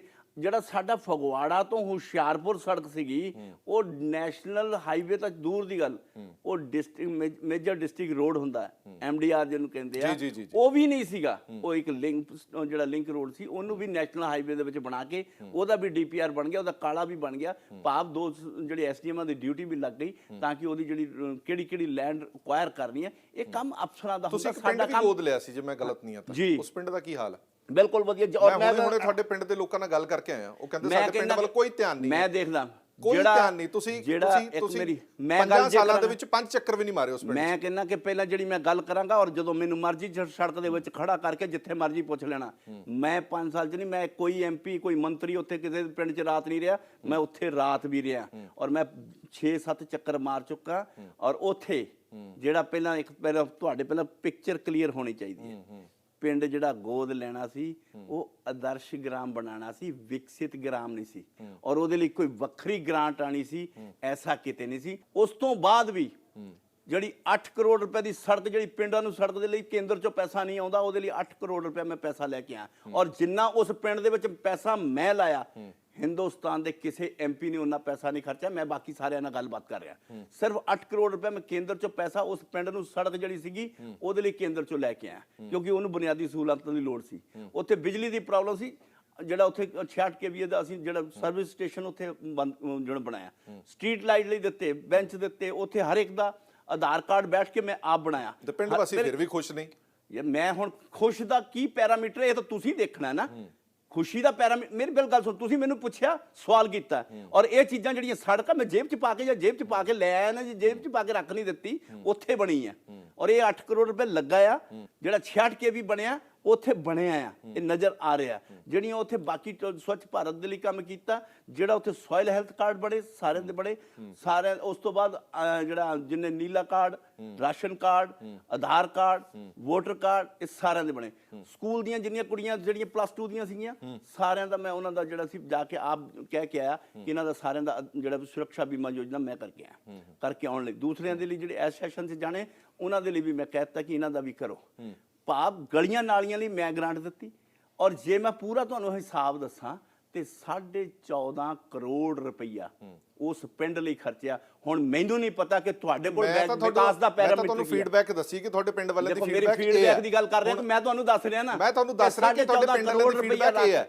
ਚਲੋ ਆਪਾਂ ਕਿਸੇ ਇੱਕ MP, ਮੈਂ ਤਾਂ ਕਹਿ ਰਿਹਾ ਕਿ ਪਹਿਲਾਂ ਮੈਨੂੰ ਗੱਲ ਪੂਰੀ ਕਰਨ ਦਿਓ। ਕਿਸੇ ਇੱਕ MP ਦਾ ਤੁਸੀਂ ਦੱਸ ਦਿਓ, ਪੰਜਾਬ ਦੇ ਤੁਸੀਂ ਬਾਕੀ MP ਦੇ, ਤੁਸੀਂ ਹਿੰਦੁਸਤਾਨ ਦੇ ਕਿਸੇ ਵੀ MP ਦਾ ਦੱਸ ਦਿਓ ਕਿ ਕਿਸੇ ਦੇ ਵੀ ਪਿੰਡ ਦੇ ਵਿੱਚ 14 ਕਰੋੜ ਤੋਂ 14.5 ਕਰੋੜ ਰੁਪਏ ਲੱਗਾ। ਨਹੀਂ ਤਾਂ ਮੈਂ ਇਹ ਗੱਲ ਇੱਥੇ ਨਹੀਂ ਕਹਿ ਰਿਹਾ, ਠੀਕ ਹੈ, ਮੈਂ ਉਸ ਪਿੰਡ ਦੇ ਵਿੱਚ ਜਾ ਕੇ ਕਿ ਵੀ ਤੁਸੀਂ ਸਾਰੇ ਕਹਿੰਦੇ ਕਿ ਆ ਨਹੀਂ ਲੱਗਾ, ਆ ਲੱਗਾ ਕਿ ਨਹੀਂ ਲੱਗਾ, ਇਹ ਲੱਗਾ ਕਿ ਨਹੀਂ ਲੱਗਾ, ਇਹ ਜਾ ਕੇ ਉੱਥੇ ਫੰਕਸ਼ਨ ਕਰਕੇ ਉਹਨਾਂ ਦੇ ਵਿੱਚ ਦੱਸ ਕੇ ਆਇਆ। ਔਰ ਇਹ ਹੋਇਆ ਕਿ ਨਹੀਂ ਹੋਇਆ, ਸਾਰੇ ਕਹਿੰਦੇ ਹੋਇਆ। ਹੁਣ ਉਸ ਤੋਂ ਬਾਅਦ ਦੇਖੋ, ਆਪੋਜੀਸ਼ਨ ਦੇ ਲੀਡਰ, ਹੁਣ ਤੁਸੀਂ 4 ਬੰਦੇ ਉਹਨਾਂ ਨੂੰ ਮਿਲ ਕੇ ਆਏ ਹੋਗੇ ਜਿਹੜੇ ਆਪੋਜੀਸ਼ਨ ਦੇ ਮਿਲ ਗਏ ਹੋਗੇ, ਮੈਨੂੰ ਨਹੀਂ ਪਤਾ ਕਿ ਵੀ ਉਹ ਕੌਣ ਸੀ ਕੌਣ ਨਹੀਂ। ਚਲੋ ਆਪਾਂ ਖਾਲੀ ਪਿੰਡ ਤੇ ਫੋਕਸ ਨਹੀਂ ਰੱਖਣਾ। ਹੁਸ਼ਿਆਰਪੁਰ ਦੇ ਵਿੱਚ ਜਿਹੜਾ ਤੁਹਾਡਾ ਪਾਰਟੀ ਦਾ ਵਰਕਰ ਹੈ, ਉਹ ਇਹ ਕਹਿੰਦਾ ਕਿ 3 ਧੜਿਆਂ ਦੇ ਵਿੱਚ ਪਾਰਟੀ ਵੰਡੀ ਹੋਈ ਹੈ। ਮੈਂ ਨਾਮ ਨਹੀਂ ਲਾਂਗਾ, 2 ਧੜੇ ਕਿਹੜੇ ਨੇ, ਉਹ ਤੁਹਾਨੂੰ ਪਤਾ ਹੈ ਕਿ ਕਿਹੜੇ ਧੜਿਆਂ ਦੀ ਗੱਲ ਹੋ ਰਹੀ ਹੈ। ਇਹ ਕਿਉਂ ਹੈ? ਮਤਲਬ ਇੱਕ ਹੁਸ਼ਿਆਰਪੁਰ ਦੇ ਵਿੱਚ 3 ਧੜੇ ਹੋ ਜਾਣ, ਤੇ ਫਿਰ ਤੁਸੀਂ ਪਾਰਟੀ ਸਟਰੈਂਥਨ ਦੀ ਜਦੋਂ ਗੱਲ ਕਰਦੇ ਹੋ, ਫਿਰ ਪਾਰਟੀ ਸਟਰੈਂਥਨ ਕਿੱਥੇ ਹੈ? ਦੇਖੋ, ਇਹ ਪਤਾ ਨਹੀਂ ਤੁਹਾਨੂੰ ਮੇਰੇ ਕੋਲ ਐਲੀਗੇਸ਼ਨ ਇੱਕ ਹੋਰ ਵੀ ਹੈ ਕਿ ਵਿਜੇ ਸਾਂਪਲਾ ਸਾਹਿਬ ਹੁਸ਼ਿਆਰਪੁਰ ਦੇ ਵਿੱਚ ਆਪਣੇ ਹੋਮ ਟਾਊਨ ਦੇ ਨੇੜੇ ਤੇੜੇ ਵਰਕਰਾਂ ਨਾਲ ਤਾਂ ਮਿਲਦੇ ਨੇ, ਬਾਕੀਆਂ ਨੂੰ ਇਗਨੋਰ ਕਰਦੇ ਨੇ। ਐਸਾ ਹੈ ਕਿ ਐਸਾ ਕੋਈ ਸਟੇਸ਼ਨ ਨਹੀਂ ਹੋਏਗਾ ਜਿੱਥੇ ਮੈਂ ਨਹੀਂ ਗਿਆ। ਜਿੱਥੇ ਤੱਕ ਤੁਸੀਂ ਕਹੋਗੇ ਸਾਰੇ ਪਿੰਡਾਂ ਨੂੰ ਜਾ ਕੇ ਮਿਲਣਾ, ਸਾਰੇ ਪਿੰਡਾਂ ਦੀ ਗੱਲ ਨਹੀਂ ਕਰ ਰਿਹਾ, ਸਿਰਫ ਆਪਣੇ ਹੋਮ ਟਾਊਨ ਤੇ ਫੋਕਸ ਨਹੀਂ ਨਾ ਹੋਣਾ ਚਾਹੀਦਾ। ਫਿਰ ਹਰ ਹਫਤੇ ਮੈਂ ਕਿਸੇ ਨਾ ਕਿਸੇ ਟਾਊਨ 'ਚ ਹੀ ਹੁੰਦਾ, ਕਿਸੇ ਨਾ ਕਿਸੇ ਕਾਜ। ਔਰ ਮੈਂ ਤੁਹਾਨੂੰ ਇੱਕ ਹੋਰ ਦੱਸ ਦਿਆਂ ਕਿ ਕੋਈ ਵੀ ਕੇਂਦਰੀ ਮੰਤਰੀ ਹੁੰਦੇ ਹੋਇਆਂ ਵੀ 4 ਦਿਨ ਆਪਣੀ ਕੰਸਟੀਚੁਐਂਸੀ 'ਚ ਹਫਤੇ 'ਚ ਨਹੀਂ ਦਿੰਦਾ, ਮੈਂ ਦਿੰਦਾ। ਔਰ ਉਸ ਤੋਂ ਬਾਅਦ ਬਾਕੀ ਇਹ ਪੈਰਾਮੀਟਰ ਕਿਤੇ ਨਹੀਂ ਹੈ ਜੋ ਮਰਜ਼ੀ ਹਰੇਕ ਦਾ ਕਿਸੇ ਨੂੰ ਕਿਹਨੂੰ ਪੁੱਛਿਆ ਕਿਹਨੂੰ ਨਹੀਂ ਕਿ ਜੇ ਮੈਂ ਹੋਮ ਟਾਊਨ ਤੋਂ ਤੁਸੀਂ ਕਿਹੜੇ ਜਗ੍ਹਾ ਦੀ ਗੱਲ ਕਰਦੇ ਮੈਂ ਉੱਥੇ ਕਿਹਦੇ ਨਹੀਂ ਗਿਆ ਕਿੱਥੇ ਨਹੀਂ ਗਿਆ ਜੇ ਤੁਸੀਂ ਕਹੋਗੇ ਮੈਂ ਉੱਥੇ ਦੀਆਂ ਫੋਟੋਆਂ ਅਗਰ ਤੁਸੀਂ ਮੇਰਾ ਫੇਸਬੁੱਕ ਚੈੱਕ ਕਰੋਗੇ ਮੇਰੀ ਟਵਿੱਟਰ ਚੈੱਕ ਕਰੋਗੇ ਤਾਂ ਤੁਹਾਨੂੰ ਰੋਜ਼ ਦੱਸਦਾ ਹੋਏਗਾ ਕਿ ਨਜ਼ਰ ਆਏਗਾ ਕਿ ਮੈਂ ਕਿਹੜੇ ਪਿੰਡ ਸੀ ਕਿਹੜੇ ਸ਼ਹਿਰ ਸੀ ਕਿਹੜੇ ਕਿੱਥੇ ਸੀ ਕੋਈ ਐਸਾ ਹਲਕਾ ਨਹੀਂ ਹੋਏਗਾ ਜਿੱਥੇ ਮੈਂ ਨਹੀਂ ਗਿਆ ਔਰ ਮੈਨੂੰ ਤਾਂ ਲੋਕਾਂ ਨੇ ਇਸ ਤਰ੍ਹਾਂ ਵੀ ਕਿਹਾ ਆ ਕਿ ਸਾਡੇ ਅਸੀਂ ਤਾਂ ਪਹਿਲਾਂ ਕਦੀ ਐਮਪੀ ਨਹੀਂ ਦੇਖਦੇ ਹੁਣ ਤਾਂ ਕੇਂਦਰੀ ਮੰਤਰੀ ਦੇਖਦੇ ਹਾਂ। ਸਾਪਲਾ ਸਾਹਿਬ ਇਹ ਜ਼ਰੂਰੀ ਨਹੀਂ ਹੁੰਦਾ ਕਿ ਜਿਹੜੇ ਤੁਹਾਡੇ ਇਲਾਕੇ ਦੇ ਕਦਾਵਰ ਲੀਡਰ ਨੇ ਉਹ ਵੀ ਤੁਹਾਡੇ ਨਾਲ ਚੱਲਣੇ ਚਾਹੀਦੇ ਨੇ। ਇਹ ਵੀ ਜ਼ਰੂਰੀ ਨਹੀਂ ਕਿ ਮੈਂ ਹਰ ਵੇਲੇ ਮੀਡੀਆ ਦਾ ਕੈਮਰਾ ਲੈ ਕੇ ਨਾਲ ਚੱਲਾਂ। ਤੁਹਾਡੇ ਫੇਸਬੁੱਕ ਤੇ ਵੀ ਨਾ ਨਜ਼ਰ ਆਉਂਦੇ ਫਿਰ ਉਹ ਹੁਣ ਤੁਸੀਂ ਫੇਸਬੁੱਕ ਦੀ ਉਦਾਹਰਨ ਦੇਈ ਜਾਂਦੇ ਤੁਸੀਂ ਦੇਖਦੇ ਇੱਥੇ ਮੈਂ ਗਿਆ ਉੱਥੇ ਗਿਆ ਪਰ ਤੁਹਾਡੇ ਨਾਲ ਉਹ ਤਾਂ ਨਜ਼ਰ ਆਉਂਦੇ ਨਹੀਂ ਬੰਦੇ ਜਿਹੜੇ ਤੁਸੀਂ ਖਰੇ ਕਿਹਨੂੰ ਪੁੱਛ ਕੇ ਆਏ ਤੁਸੀਂ ਮੈਨੂੰ ਪਤਾ ਹੀ ਨਹੀਂ ਲੱਗਾ ਪੁੱਛ ਕੇ ਕਿਹਨੂੰ ਆਏ ਨਹੀਂ ਤੁਸੀਂ ਮੇਰੀ ਪਾਰਟੀ ਦਾ ਇੱਕ ਇੱਕ ਵਰਕਰ ਮੈਨੂੰ ਜਾਣਦਾ ਹੈ ਤੁਸੀਂ ਕਹਿੰਦੇ ਹੋ ਮੇਰੀ ਪਾਰਟੀ ਦਾ ਇੱਕ ਤੁਸੀਂ ਸਾਰੇ ਹਲਕਿਆਂ 'ਚ ਵਿਚਰਦੇ ਹੋ ਜੀ ਤੁਹਾਡੇ ਹਲਕਿਆਂ ਦੇ ਨਾਲ ਤਾਂ ਖੰਨਾ ਸਾਹਿਬ ਕਿੰਨੀ ਕੁ ਵਾਰੀ ਚੱਲੇ ਨੇ ਤੁਹਾਡੇ ਨਾਲ ਇਹ ਦੱਸੋ ਗੱਲ ਇਦਾਂ ਆ ਹੁਣ ਤੁਸੀਂ ਕਹੋਗੇ ਮੈਂ ਕੇਂਦਰੀ ਮੰਤਰੀ ਆ ਉਹ ਆਲ ਇੰਡੀਆ ਦੇ ਵਾਈਸ ਪ੍ਰੈਜ਼ੀਡੈਂਟ ਹੈ ਉਹ 4 ਸਟੇਟਾਂ ਦੇ 3 ਸਟੇਟਾਂ ਦੇ ਪ੍ਰਭਾਰੀ ਨੇ 2 ਸਟੇਟਾਂ ਦੇ ਉਹ ਇਲੈਕਸ਼ਨ ਇੰਚਾਰਜ ਨੇ ਔਰ ਉਸ ਤੋਂ ਇਲਾਵਾ ਵੀ ਉਹਨਾਂ ਕੋਲ ਬਹੁਤ ਸਾਰੇ ਕੰਮ ਨੇ ਮੈਂ ਕੇਂਦਰੀ ਮੰਤਰੀ ਆ ਜੇ ਤੁਸੀਂ ਕਹੋਗੇ ਵੀ ਰਾਹੁਲ ਗਾਂਧੀ ਤੇ ਫਲਾਨਾ ਬੰਦਾ 2 ਇਕੱਠੇ ਨਹੀਂ ਇੱਕ ਸਟੇਟ 'ਚ ਮਿਲੇ ਇਹ ਪੋਸੀਬਲ ਨਹੀਂ ਹੈਗਾ। ਇੱਕ ਛੋਟੇ ਜਿਹੇ ਬ੍ਰੇਕ ਲਈ ਇੱਥੇ ਰੁਕ ਰਹੇ ਹਾਂ ਬ੍ਰੇਕ ਤੋਂ ਬਾਅਦ ਜਲਦ ਹਾਜ਼ਰ ਹੋਏਂਗੇ।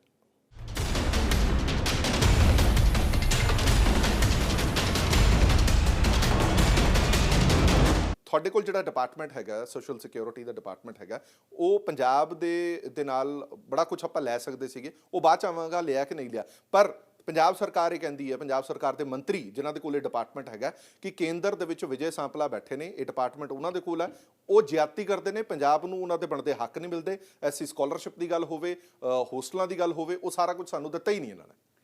ਦੇਖੋ ਪਹਿਲੀ ਗੱਲ ਤਾਂ ਇਹ ਨੁਕਸਾਨ ਹੁੰਦਾ ਹੈ ਕਿ ਸੈਂਟਰ 'ਚ ਪਾਰਟੀ ਹੋਰ ਤੇ ਸੂਬੇ 'ਚ ਹੋਰ ਸਿਰਫ ਉਹਨਾਂ ਨੇ ਤੁਹਾਡੇ ਸਾਹਮਣੇ ਸਿਰਫ ਬਲੇਮ ਕੀਤਾ ਜਾਂ ਕੋਈ ਅਥੈਂਟਿਕ ਚੀਜ਼ਾਂ ਵੀ ਮੈਂ ਥੋੜੀ ਜਵਾਬ ਦੇਣ ਤੋਂ ਪਹਿਲਾਂ ਤੁਹਾਨੂੰ ਇਹ ਪੁੱਛਣਾ ਚਾਹਾਂਗਾ ਕਿ ਸਿਰਫ ਉਹਨਾਂ ਨੇ ਬਲੇਮ ਹੀ ਕੀਤਾ ਜਾਂ ਕੋਈ ਅਥੈਂਟਿਕ ਡਾਕੂਮੈਂਟ ਵੀ ਦਿੱਤੇ ਉਹਨਾਂ ਨੇ। ਜਦੋਂ ਉਹਨਾਂ ਤੋਂ ਇਹ ਪੁੱਛਿਆ ਜਾਂਦਾ ਹੈ ਕਿ ਐਸਸੀ ਸਕਾਲਰਸ਼ਿਪ ਜਿਹੜਾ ਪੈਸਾ ਆਣਾ ਸੀ ਕੇਂਦਰ ਵੱਲੋਂ ਨਹੀਂ ਆਇਆ ਬੱਚਿਆਂ ਨੂੰ ਨਹੀਂ ਦਿੱਤਾ ਗਿਆ ਤਾਂ ਇਹ ਕਹਿੰਦੇ ਨੇ ਕਿ ਕੇਂਦਰ ਦੇ ਵਿੱਚ ਜੇ ਸਾਡੀ ਸੱਤਾ ਹੁੰਦੀ ਕੇਂਦਰ ਦੇ ਵਿੱਚ ਸਾਡਾ ਮੰਤਰੀ ਬੈਠਾ ਹੁੰਦਾ ਤਾਂ ਅਸੀਂ ਪੈਸਾ ਲਿਆ ਕੇ ਬੱਚਿਆਂ 'ਚ ਵੰਡਦੇ ਅੱਜ ਕੇਂਦਰ ਦੇ ਵਿੱਚ ਬੀਜੇਪੀ ਦਾ ਮੰਤਰੀ ਬੈਠਾ ਇਸ ਕਰਕੇ ਪੈਸਾ ਨਹੀਂ ਆ ਰਿਹਾ। ਜੇ ਮੈਂ ਕਹਾਂ ਕਿ ਅੱਜ ਪੰਜਾਬ ਦੇ ਵਿੱਚ ਝੂਠ ਦੀ ਸਰਕਾਰ ਚੱਲਦੀ ਹੈ ਤੇ ਬਿਲਕੁਲ ਮੈਂ ਤੱਥਾਂ ਤੇ ਕਹਿ ਸਕਦਾ ਔਰ ਮੈਨੂੰ ਜਦੋਂ ਮਰਜ਼ੀ ਕਿਸੇ ਵੀ ਅਦਾਲਤ ਦੇ ਵਿੱਚ ਖੜੇ ਹੋ ਕੇ ਮੈਨੂੰ ਕਹਿ ਦਿਓ ਕਿ ਤੁਸੀਂ ਇਹ ਕਿਹਾ ਸੀ ਕਿ ਝੂਠ ਦੇ ਉੱਤੇ ਚੱਲਦੀ ਤੇ ਮੈਂ ਉਹ ਸਾਬਤ ਵੀ ਕਰ ਸਕਦਾ। ਕਿਵੇਂ? ਅੱਜ ਤੱਕ ਜਿਹੜੀ ਇਹਨਾਂ ਦੀ ਪਿਛਲੇ ਜਿੰਨੀਆਂ ਵੀ ਅਸੀਂ ਸਕਾਲਰਸ਼ਿਪ ਦਿੱਤੀਆਂ ਪੂਰਾ ਸਾਲ ਨਹੀਂ ਵੰਡੀਆਂ ਔਰ ਲਾਸਟ 'ਚ ਅਪ੍ਰੈਲ ਦੇ ਵਿੱਚ ਮਾਰਚ 'ਚ ਵੰਡੀਆਂ ਔਰ ਬਾਅਦ ਦੇ ਵਿੱਚ ਰੌਲਾ ਪਾਇਆ ਮੈਂ ਧਰਨਾ ਦਿਆਂਗੇ।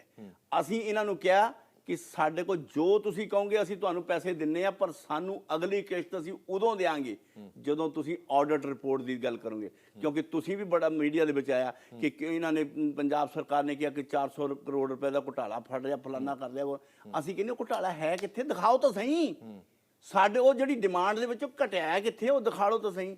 ਅੱਛਾ ਹੱਲੇ ਤੱਕ ਤੁਹਾਡੇ ਮੈਂ ਪੰਜਾਬ ਦੇ ਬੜੀ ਜ਼ਿੰਮੇਵਾਰੀ ਨਾਲ ਕਹਿ ਰਿਹਾ ਕਿਸੇ ਵੀ ਅਧਿਕਾਰੀ ਨੂੰ ਨਹੀਂ ਪਤਾ ਕਿ ਲੈਣੇ ਕਿੰਨੇ ਆ ਸਾਡੇ ਕੋਲੋਂ ਅਸੀਂ ਕਹਿੰਦੇ ਆਡਿਟ ਰਿਪੋਰਟ ਲਿਆਓ ਆਡਿਟ ਰਿਪੋਰਟ ਨਾਲ ਜਿੰਨੇ ਤੁਸੀਂ ਬਣਦੇ ਆ ਅਸੀਂ 31 ਮਾਰਚ 2019 ਤੱਕ ਪੂਰੇ ਦੇਸ਼ ਤੇ ਹਰ ਇੱਕ ਸੂਬੇ ਦਾ ਇਹ ਪੋਸਟ ਮੈਟ੍ਰਿਕ ਸਕਾਲਰਸ਼ਿਪ ਦਾ ਏਰੀਅਰ ਕਲੀਅਰ ਕਰਨਾ ਚਾਹੁੰਦੇ ਤੇ ਪੰਜਾਬ ਦਾ ਕਿਉਂ ਨਹੀਂ ਕਰ ਰਹੇ? ਮੈਂ ਉਹੀ ਤਾਂ ਕਹਿ ਰਿਹਾ ਆਡਿਟ ਰਿਪੋਰਟ ਹੀ ਨਹੀਂ ਦੇ ਰਹੀ ਪੰਜਾਬ ਸਰਕਾਰ ਕਿਉਂ ਨਹੀਂ ਦੇ ਰਹੀ ਉਹਦਾ ਤਰਕ ਕੋਈ ਇਹਨਾਂ ਦੀ ਨਲਾਇਕੀ ਕਹਿ ਸਕਦਾ ਔਰ ਝੂਠ ਬੋਲਣਾ ਇਹਨਾਂ ਨੂੰ ਕੋਈ ਕਹਿੰਦਾ ਮੇਰੀ ਬਿਲਕੁਲ ਸੁਣੋ ਕੋਈ ਕਹਿੰਦਾ ਤੁਹਾਨੂੰ ਅਸੀਂ 1000 ਕਰੋੜ ਲੈਣਾ ਕੋਈ ਕਹਿੰਦਾ 1200 ਲੈਣਾ ਕੋਈ ਕਹਿੰਦਾ 1286 ਲੈਣਾ ਕੋਈ 1500 ਕਰੋੜ ਕਹੀ ਜਾਂਦਾ ਕੋਈ 1700 ਕਰੋੜ ਕਹੀ ਉਹ ਅਸੀਂ ਕਹਿੰਦੇ ਜਿੰਨੇ ਵੀ ਲਿਆਉਣੇ ਆ ਉਹ ਕਾਗਜ਼ ਤਾਂ ਦਿਓ ਜਿਹਦੇ ਤੇ ਹਿਸਾਬ ਲਿਖਿਆ ਤੁਸੀਂ ਸਾਨੂੰ ਆਡਿਟ ਰਿਪੋਰਟ ਤਾਂ ਦਿਓ ਹੱਲੇ ਤੱਕ ਕੋਈ ਆਡਿਟ ਰਿਪੋਰਟ ਨਾਂ ਦੀ ਚੀਜ਼ ਹੀ ਨਹੀਂ ਸਾਨੂੰ ਦਿੱਤੀ ਤੇ ਪੈਸੇ ਕਾਹਨਾਂ ਦੇ ਦਿੱਤੇ। ਇਸ ਗੱਲ 'ਚ ਕਿੰਨੀ ਕੁ ਸੱਚਾਈ ਹੈ ਕਿ ਸਾਧੂ ਸਿੰਘ ਧਰਮਸੋਤ ਜੀ ਲਿਖ ਕੇ ਆਏ ਨੇ ਕਿ 400 ਕਰੋੜ ਰੁਪਏ ਦਾ ਘੁਟਾਲਾ ਹੈ ਔਰ ਵਿਆਜ ਸਮੇਤ ਅਸੀਂ ਵਸੂਲਾਂਗੇ? ਇਦਾਂ ਹੈ ਕਿ 1 ਮਹੀਨੇ 'ਚ ਇਹਨਾਂ ਨੇ 3 ਵਾਰੀ ਚਿੱਠੀ ਲਿਖੀ ਆ ਇੱਕ 'ਚ ਲਿਖਿਆ ਸਾਡੇ ਕੋਲ 400 ਕਰੋੜ ਰੁਪਏ ਦਾ ਘੁਟਾਲਾ ਉਸ ਤੋਂ ਪਹਿਲਾਂ ਲਿਖਿਆ ਸੀ ਕਿ 207 ਕਰੋੜ ਰੁਪਏ ਰੱਖ ਲਓ ਤੇ ਫਿਰ ਅਸੀਂ ਬਾਕੀ ਦੇ ਦੇਵਾਂਗੇ ਫਿਰ ਲਿਖਿਆ ਕਿ ਅਸੀਂ 66 ਕਰੋੜ ਰੁਪਇਆ 9% ਦੀ ਰੇਟ ਨਾਲ ਅਸੀਂ ਸਾਰਿਆਂ ਤੋਂ ਰਿਕਵਰ ਕਰਾਂਗੇ। ਹੁਣ ਕਹਿਤਾ ਕਿ ਕੋਈ ਘੁਟਾਲਾ ਹੀ ਨਹੀਂ ਇਹ ਅਖੀਰ ਦੇ ਵਿੱਚ ਕੋਈ ਚੀਜ਼ ਰਹਿੰਦੀ ਨਹੀਂ ਬਕਾਇਆ ਹੀ ਕੋਈ ਨਹੀਂ ਆਖਰ ਇਹਦੇ ਚ ਸੱਚਾਈ ਕੀ ਹੈ ਅਸੀਂ ਕਹਿੰਦੇ ਕਿ ਇਹੀ ਸੱਚ ਦੱਸਣ ਦੇ ਲਈ ਆਡਿਟ ਰਿਪੋਰਟ ਤਾਂ ਦੇ ਦਿਓ ਸਾਨੂੰ ਜੇ ਕਹਿੰਦੇ ਆ ਕਿ ਤੁਸੀਂ ਕਹਿੰਦੇ ਆ ਕਿ ਵਿਜੇ ਸਾਂਪਲਾ ਕਹਿ ਰਿਹਾ ਕਿ ਅਸੀਂ ਕੁਝ ਉਹਦਾ ਰੁਕਾਵਟ ਬਣੇ ਜੇ ਮੈਂ ਕਹਿ ਰਿਹਾ ਉਹ ਕਾਗਜ਼ ਲਿਆਣ ਕੇ ਮੀਡੀਆ ਦੇ ਸਾਹਮਣੇ ਤਾਂ ਪੇਸ਼ ਕਰਨ ਮੀਡੀਆ ਨੂੰ ਕਹਿਣ ਕਿ ਅਸੀਂ ਆ ਇੰਨੀ ਤਰੀਕ ਨੂੰ ਚਿੱਠੀ ਲਿਖੀ ਆ ਅਸੀਂ ਆਡਿਟ ਰਿਪੋਰਟ ਦਿੱਤੀ ਆ ਕਿੰਨੀ ਤਰੀਕ ਨੂੰ ਦਿੱਤੀ ਹੈ ਦੱਸਣ ਤਾਂ ਸਹੀ ਜੇ ਉਹ ਆਡਿਟ ਰਿਪੋਰਟ ਦੇਤੀ ਔਰ ਉਸ ਤੋਂ ਬਾਅਦ ਕੇਂਦਰ ਸਰਕਾਰ ਨੇ ਪੈਸਾ ਨਹੀਂ ਦਿੱਤਾ, ਫਿਰ ਉਹ ਮੇਰੇ ਛੱਡ ਕੇ ਕੇਂਦਰ ਸਰਕਾਰ ਦੇ ਭਾਵੇਂ ਮੋਦੀ ਦੇ ਬਲੇਮ ਕਰਨ, ਉਹ ਕਰ ਸਕਦੇ ਆ। ਪਰ ਬਿਨਾਂ ਕਾਗਜ਼ਾਂ ਤੋਂ ਔਰ ਰਾਜਨੀਤੀ ਕਰੀਏ ਔਰ ਨੁਕਸਾਨ ਅਸੀਂ ਅਨੁਸੂਚਿਤ ਜਾਤੀ ਦੇ ਬੱਚਿਆਂ ਦਾ ਕਰੀਏ, ਮੈਂ ਤਾਂ ਕਹਿੰਦਾ ਇਸ ਤੋਂ ਘਟੀਆ ਕੋਈ ਖੇਡ ਹੋ ਹੀ ਨਹੀਂ ਸਕਦੀ। ਅਸੀਂ ਰਾਜਨੀਤੀ ਕਰਨੀ ਅਲੱਗ ਕਰੀਏ, ਪਰ ਅਨੁਸੂਚਿਤ ਜਾਤੀ ਦੇ ਬੱਚਿਆਂ ਦੇ ਭਵਿੱਖ ਦੇ ਨਾਲ ਨਹੀਂ ਪੰਜਾਬ ਦੇ ਵਿੱਚ ਲਗਭਗ 35% ਦਲਿਤ ਭਾਈਚਾਰਾ ਰਹਿੰਦਾ ਹੈ। ਅੱਜ ਜਦੋਂ ਅਸੀਂ ਰਿਪੋਰਟਾਂ ਦੇਖਦੇ ਹਾਂ ਤਾਂ ਪਿਛਲੇ ਸਾਲ ਦੇ ਨਾਲੋਂ 1 ਲੱਖ ਬੱਚੇ ਨੇ ਕਾਲਜਾਂ ਦੇ ਵਿੱਚ ਐਡਮਿਸ਼ਨ ਨਹੀਂ ਲਈ। ਨਲਾਇਕੀ ਇਹਨਾਂ ਦੀ, ਸਿਰਫ ਕਾਰਨ ਇਹੀ ਉਹ ਹੈ ਸੂਬੇ ਦੀ ਨਲਾਇਕੀ ਹੈ, ਉਹਦੀ ਸੂਬੇ ਦੀ ਨਲਾਇਕੀ। ਉਹਦਾ ਕਾਰਨ ਕੀ ਸੀ? ਪਿਛਲੇ ਸਾਲ ਅਸੀਂ ਸ਼ੁਰੂ ਤੋਂ ਲੈ ਕੇ 115 ਕਰੋੜ ਰੁਪਏ ਦਿੱਤੇ ਔਰ ਮੈਂ ਬਾਰ-ਬਾਰ ਫੋਨ ਕੀਤੇ, ਚਿੱਠੀਆਂ ਕੀਤੀਆਂ, ਇਹ ਛੇਤੀ ਤੋਂ ਛੇਤੀ ਡਿਸਬਰਸ ਕੀਤੇ ਜਾਣ ਔਰ ਸਾਡੇ ਕੋਲ ਅਗਲੀ ਜਿਹੜੀ ਆ ਉਹ ਡਿਮਾਂਡ ਲਈ ਜਾਵੇ। ਮਾਰਚ 12 ਨੂੰ ਦਿੱਤੀ ਤਾਂ 17 ਨੂੰ ਕਹਿਤਾ ਕਿ ਅਸੀਂ ਧਰਨਾ ਲਾਵਾਂਗੇ। ਵੰਡੇ ਕਦੋਂ? ਤੁਸੀਂ ਵੰਡਣੇ ਨਹੀਂ ਸੀ। ਜੇ ਉਹ ਪਹਿਲਾਂ ਨਾਲ ਹੀ ਵੰਡੇ ਹੁੰਦੇ, ਅਪ੍ਰੈਲ ਮਈ ਦੇ ਵਿੱਚ ਆਇਓ ਪੈਸੇ ਨਾਲ ਹੀ ਵੰਡੇ ਹੁੰਦੇ, ਅਸੀਂ ਉਦੋਂ ਦੇ ਪੈਸੇ ਵੀ ਦਿੱਤੇ ਹੁੰਦੇ। ਜਦੋਂ ਤੱਕ ਯੂਸੀ ਨਹੀਂ ਆਏਗਾ ਅਗਲੀ ਕਿਸ਼ਤ ਤੁਹਾਨੂੰ ਵੀ ਪਤਾ ਹੈ। ਔਰ ਉਹ ਨਲਾਇਕੀ ਜਿਹੜੀ ਸੀ ਔਰ ਵਿਦਿਆਰਥੀਆਂ ਔਰ ਜਿਹੜੀਆਂ ਸਟੂਡੈਂਟਸ ਤੇ ਔਰ ਜਿਹੜੀਆਂ ਇੰਸਟੀਟਿਊਸ਼ਨ ਦੇ ਵਿੱਚ ਜਿਹੜੀ ਇਹਨਾਂ ਨੇ ਖਾਈ ਪੈਦਾ ਕੀਤੀ, ਦਰਾਰ ਪੈਦਾ ਕੀਤੀ, ਇਹ ਉਹਦਾ ਪਾਪ ਜਿਹੜਾ ਹੈ ਉਹਦਾ ਇਸ ਸਰਕਾਰ ਦਾ ਹੈ। ਅੱਜ ਜਦੋਂ ਚੋਣ ਪ੍ਰਚਾਰ ਤੇ ਤੁਸੀਂ ਜਾਓਗੇ ਜਾਂ ਕਾਂਗਰਸ ਜਾਂਦੀ ਹੈ, ਉਹਨਾਂ ਦੇ ਵੀ ਉਮੀਦਵਾਰ ਜਾਣਗੇ, ਕਾਂਗਰਸ ਗਣਾਏਗੀ ਕਿ ਸੈਂਟਰ ਗਵਰਨਮੈਂਟ ਨੇ ਇਹ ਵਾਅਦੇ ਕੀਤੇ ਸੀਗੇ ਪੂਰੇ ਨਹੀਂ ਹੋਏ। ਉਹਨਾਂ ਕੋਈ ਐਸਾ ਕੋਈ ਵਾਅਦਾ ਨਹੀਂ ਹੋਏਗਾ। ਇੱਕ ਮਿੰਟ, ਤੁਸੀਂ ਜਦੋਂ ਪ੍ਰਚਾਰ ਕਰਨ ਲਈ ਜਾਓਗੇ ਕੀ ਤੁਸੀਂ ਆਪਣੀਆਂ ਪ੍ਰਾਪਤੀਆਂ ਗਿਣਾਓਗੇ ਜਾਂ ਪੰਜਾਬ ਸਰਕਾਰ ਦੇ 2 ਸਾਲ ਦੇ ਜਿਹੜੇ ਤੁਸੀਂ ਵਾਰ-ਵਾਰ ਕਹਿੰਦੇ ਹੋ ਕਿ ਫੇਲੀਅਰ ਰਹੀ ਹੈ, ਸਰਕਾਰ ਪੂਰੀ ਤਰ੍ਹਾਂ ਨਕੰਮੀ ਹੈ, ਉਹ ਗਿਣਾਓਗੇ? ਦੇਖੋ, ਨਿਸੰਦੇਹ ਕਿ ਜਿਹੜੇ ਅਸੀਂ ਵਾਅਦੇ ਕੀਤੇ ਅਸੀਂ ਆਪਣੀਆਂ ਪ੍ਰਾਪਤੀਆਂ ਦੇ ਨਾਲ ਉਹਨਾਂ ਦੀ ਨਕੰਮੇਪਨ ਦੀ ਵੀ ਇਜ਼ਹਾਰ ਕਰਾਂਗੇ। ਦੋਨਾਂ ਚੋਂ ਕਿਸੇ ਨੂੰ ਵੀ ਉਹਨਾਂ ਦਾ ਜੇ ਨਕੰਮਾਪਨ ਰਿਹਾ, ਉਹਨਾਂ ਦੀਆਂ ਨਾਕਾਮੀਆਂ ਵੀ ਅਸੀਂ ਗਿਣਾਵਾਂਗੇ ਔਰ ਆਪਣੀਆਂ ਕਾਮਯਾਬੀਆਂ ਵੀ ਗਿਣਾਵਾਂਗੇ। ਕਿਉਂ ਨਹੀਂ ਗਿਣਾਵਾਂਗੇ? ਆਪਣੀਆਂ ਕਾਮਯਾਬੀਆਂ ਕੀਤਾ ਹੈ ਤੇ ਸ਼ਾਨ ਦੇ ਨਾਲ ਦਿਖਾਵਾਂਗੇ। ਜੇ ਉਹਨਾਂ ਦੀਆਂ ਨਾਕਾਮੀਆਂ ਰਹੀਆਂ ਤੇ ਉਹਨਾਂ ਨੂੰ ਲੋਕਾਂ ਨੂੰ ਦੱਸਾਂਗੇ ਕਿ ਝੂਠੇ ਵਾਅਦੇ ਕਰਕੇ ਆਏ ਸੀ, ਅੱਜ ਤੁਹਾਡੇ ਨਾਲ ਫਰੇਬ ਹੋਇਆ, ਉਹਦਾ ਬਦਲਾ ਲੈਣ ਦਾ ਮੌਕਾ ਵੀ ਹੈ। ਇਹ ਦੱਸਣਾ ਸਾਡਾ ਫਰਜ਼ ਹੈ। ਚਲੋ ਠੀਕ ਹੈ, ਤੁਸੀਂ ਸੈਂਟਰ ਦੀ ਤਾਂ ਗੱਲ ਕਰ ਰਹੇ ਹੋ, ਪਰ ਪੰਜਾਬ ਦੇ ਵਿੱਚ ਹਾਲ ਹੀ ਦੇ ਵਿੱਚ ਪਿਛਲੇ 2 ਸਾਲ ਤੋਂ ਪਹਿਲਾਂ ਤੁਹਾਡੀ ਹਾਰ ਹੋਈ ਹੈ। ਬੀਜੇਪੀ ਅਕਾਲੀ ਗੱਠਜੋੜ ਹਾਰਿਆ 10 ਸਾਲ ਦੀ ਸੱਤਾ ਤੋਂ ਬਾਅਦ। ਬਹੁਤ ਸਾਰੇ ਐਲੀਗੇਸ਼ਨ, ਬੜੇ ਸਾਰੇ ਡੈਂਟ ਤੁਹਾਡੀ ਪਾਰਟੀ, ਤੁਹਾਡੇ ਗੱਠਜੋੜ ਨੂੰ ਵੱਜੇ ਨੇ। ਉੱਥੋਂ ਕਿਵੇਂ ਉਭਰੋਗੇ ਤੁਸੀਂ? ਬੇਅਦਬੀ ਦਾ ਮਾਮਲਾ ਹੋਵੇ, ਇੱਕ ਮਿੰਟ ਪਹਿਲਾਂ ਮੇਰਾ ਸਵਾਲ ਲੈ ਲਓ ਸਾਂਪਲਾ ਸਾਹਿਬ, ਬੇਅਦਬੀ ਦਾ ਮਾਮਲਾ ਹੋਵੇ, ਰੇਤੇ ਬਜਰੀ ਦੇ ਘੁਟਾਲੇ ਦੀ ਗੱਲ ਹੋਵੇ, ਕਰਪਸ਼ਨ ਦੀ ਗੱਲ ਹੋਵੇ, ਇਹ ਸਾਰੇ ਐਲੀਗੇਸ਼ਨ ਤੁਹਾਡੇ ਤੇ ਲੱਗੇ ਨੇ, ਤੁਹਾਡੇ ਗੱਠਜੋੜ ਤੇ ਲੱਗੇ ਨੇ। ਉੱਤੋਂ ਤੁਸੀਂ ਕਿਵੇਂ ਉਭਰੋਗੇ? ਸਾਡੇ ਤੇ ਰੇਤਾ ਬਜਰੀ ਦਾ ਘੁਟਾਲਾ ਕਿੱਦਾਂ ਲਾ ਸਕਦੇ ਹਾਂ? ਜਿਹੜੀ ਚੀਜ਼ ਅਸੀਂ 2000 ਰੁਪਏ ਦੀ ਦਿੰਦੇ ਸੀ ਉਹ ਤਾਂ 4000 ਦੀ ਕਰਤੀ। ਜੇ ਸਾਡੇ ਤੇ, ਜੇ ਉਹਨਾਂ ਦਾ ਮੰਤਰੀ ਜਿਹੜਾ ਸੀ, ਉਹਨਾਂ ਦੇ ਤਾਂ ਕੁੱਕ ਵੀ ਇਸ ਮਾਮਲੇ 'ਚ ਉਹਨੂੰ ਰਿਜ਼ਾਈਨ ਹੀ ਇਸੇ ਕਰਕੇ ਕਰਨਾ ਪਿਆ। ਪਰ ਇਹਨਾਂ ਚੀਜ਼ਾਂ ਨਾਲ ਖਮਿਆਜ਼ਾ ਤਾਂ ਤੁਹਾਡੀ ਪਾਰਟੀ ਨੂੰ ਭੁਗਤਣਾ ਪਿਆ ਸੀ ਨਾ। ਇਹ ਚੀਜ਼ਾਂ ਤਾਂ ਸੀਗੀਆਂ ਉਦੋਂ। ਮੈਂ ਜਿਹੜੀ ਗੱਲ, ਜਿਹੜੀ ਸਾਡੇ ਵੇਲੇ 1000 ਰੁਪਏ ਦੀ ਟਰਾਲੀ ਸੀਗੀ ਉਹ 4000 ਦੀ ਹੋ ਗਈ। ਘੁਟਾਲਾ ਇਸ ਸਰਕਾਰ 'ਚ ਹੋਇਆ ਜਾਂ ਉਸ ਸਰਕਾਰ 'ਚ ਹੈ? ਇਹ ਸਾਬਤ ਕਰਨਾ ਵੀ ਤਾਂ ਪੈਣਾ ਨਾ। ਕੱਲਾ ਰੋਪ ਵਿਰੋਪ, ਜਿਹੜੇ ਵਿਵਾਦ ਰੋਪ ਪ੍ਰਤੀਰੋਪ ਤਾਂ ਲਾੜੇ ਬੜੇ ਸੌਖੇ ਆ। ਕਿਸੇ ਨੂੰ ਕਹਿ ਦੇਣਾ, ਕੁਝ ਵੀ ਕਹਿ ਦੇਣਾ ਬੜਾ ਸੌਖਾ, ਪਰ ਸਾਬਤ ਕਰਨਾ ਬੜਾ ਔਖਾ ਹੈ। 2 ਸਾਲਾਂ ਦੇ ਵਿੱਚ ਅਜਿਹਾ ਕੀ ਬਦਲ ਗਿਆ ਕਿ ਲੋਕ ਤੁਹਾਨੂੰ ਫਿਰ ਪਸੰਦ ਕਰਨ ਲੱਗ ਜਾਣਗੇ? ਬਈ ਮੈਂ ਤਾਂ ਪਹਿਲੇ, ਤੁਸੀਂ ਰੇਤਾ ਦੀ ਗੱਲ ਕੀਤੀ, ਪਹਿਲੇ ਤਾਂ ਅੱਜ ਸਾਨੂੰ ਕਿਉਂ ਨਹੀਂ ਪਸੰਦ ਕਰਨਗੇ? ਆਟਾ ਦਾਲ ਸਕੀਮ ਬੰਦ, ਸੁਵਿਧਾ ਸੈਂਟਰ ਜਿਹੜੇ ਸੀ ਅਸੀਂ ਪਿੰਡਾਂ 'ਚ ਖੋਲੇ ਸੀ ਬੰਦ। ਕੰਮ ਕਿਹੜਾ ਸੀ ਜਿਹੜਾ ਸਾਡੇ ਸੂਬੇ ਦੇ ਵਿੱਚ? ਸਾਡੇ ਵੱਲੋਂ ਤਾਂ ਕਦੀ ਨਹੀਂ ਆਇਆ ਕਿ ਸਾਡੇ ਕੋਲ ਪੈਸਾ ਹੈ ਨਹੀਂ, ਤਨਖਾਹ ਨਹੀਂ ਦੇਣੀਆਂ, ਅਸੀਂ ਸੈਂਟਰ ਦੀਆਂ ਸਕੀਮਾਂ ਰੋਕਤੀਆਂ। ਸਾਡੇ ਕਿਤੇ ਵਿਕਾਸ ਨਹੀਂ ਰੁਕਿਆ, ਸੜਕਾਂ ਦਾ ਵਿਕਾਸ ਨਹੀਂ। ਸਾਡੇ ਇੱਥੇ ਤਾਂ ਹਮੇਸ਼ਾ ਦਿਵਾਲਾ ਹੀ ਨਿਕਲਿਆ ਆ। ਔਰ ਅੱਜ ਸਾਡੀਆਂ ਤਨਖਾਹਾਂ ਦੇਣ ਨਹੀਂ, ਕੇਂਦਰ ਵੱਲੋਂ ਜਿਹੜਾ ਪੈਸਾ ਆਉਂਦਾ ਉਹ ਦੂਸਰੇ ਪਾਸੇ 'ਚ। ਅੱਜ ਅੰਮ੍ਰਿਤ ਯੋਜਨਾ ਦਾ ਪੈਸਾ ਆ, ਕਿੱਥੇ ਆ? ਨਜ਼ਰ ਨਹੀਂ ਆ ਰਿਹਾ। 14ਵੇਂ ਵਿੱਤ ਕਮਿਸ਼ਨ ਦਾ ਪੈਸਾ ਪਿੰਡਾਂ ਨੂੰ ਆਉਣਾ ਸੀ, ਅੱਜ ਕਿੱਥੇ ਆ? ਨਹੀਂ ਹੈਗਾ। ਇਸ ਕਰਕੇ ਲੋਕਾਂ ਦੇ ਵਿੱਚ ਸਾਨੂੰ ਫਰਕ ਤਾਂ ਉਹਨਾਂ ਨੂੰ ਅੱਜ ਨਜ਼ਰ ਆ ਰਿਹਾ। ਸਾਡੇ ਵੇਲੇ ਬਿਜਲੀ ਜਿਹੜੀ ਸੀ ਉਦੋਂ ਜਦੋਂ ਅਸੀਂ ਸਰਕਾਰ ਲਈ ਸੀ ਤੇ ਉਸ ਵੇਲੇ ਕੀ ਸੀ? 2 ਵਜੇ ਦਫ਼ਤਰ ਬੰਦ ਸੀ, 6 ਵਜੇ ਬਾਜ਼ਾਰ ਬੰਦ ਸੀ। ਆਪਣੇ ਘਰ 'ਚ ਤੁਸੀਂ ਆਪਣਾ ਏਸੀ ਨਹੀਂ ਸੀ ਚਲਾ ਸਕਦੇ ਔਰ ਅਸੀਂ ਸਰਪਲਸ ਬਿਜਲੀ ਵਾਲਾ ਸੂਬਾ ਬਣਾ ਕੇ ਗਏ। ਇੱਕ ਬੱਲਬ ਜਨਰੇਟ ਕਰਨ ਦੀ ਬਿਜਲੀ ਨਹੀਂ ਸੀ ਉਤਪੰਨ ਕੀਤੀ, ਅਸੀਂ ਅੱਜ ਕੀਤਾ ਸੀ ਔਰ ਅੱਜ ਫਿਰ ਦੁਬਾਰਾ ਉਸ ਕੱਟਾਂ ਦੇ ਉੱਤੇ ਆ ਗਏ।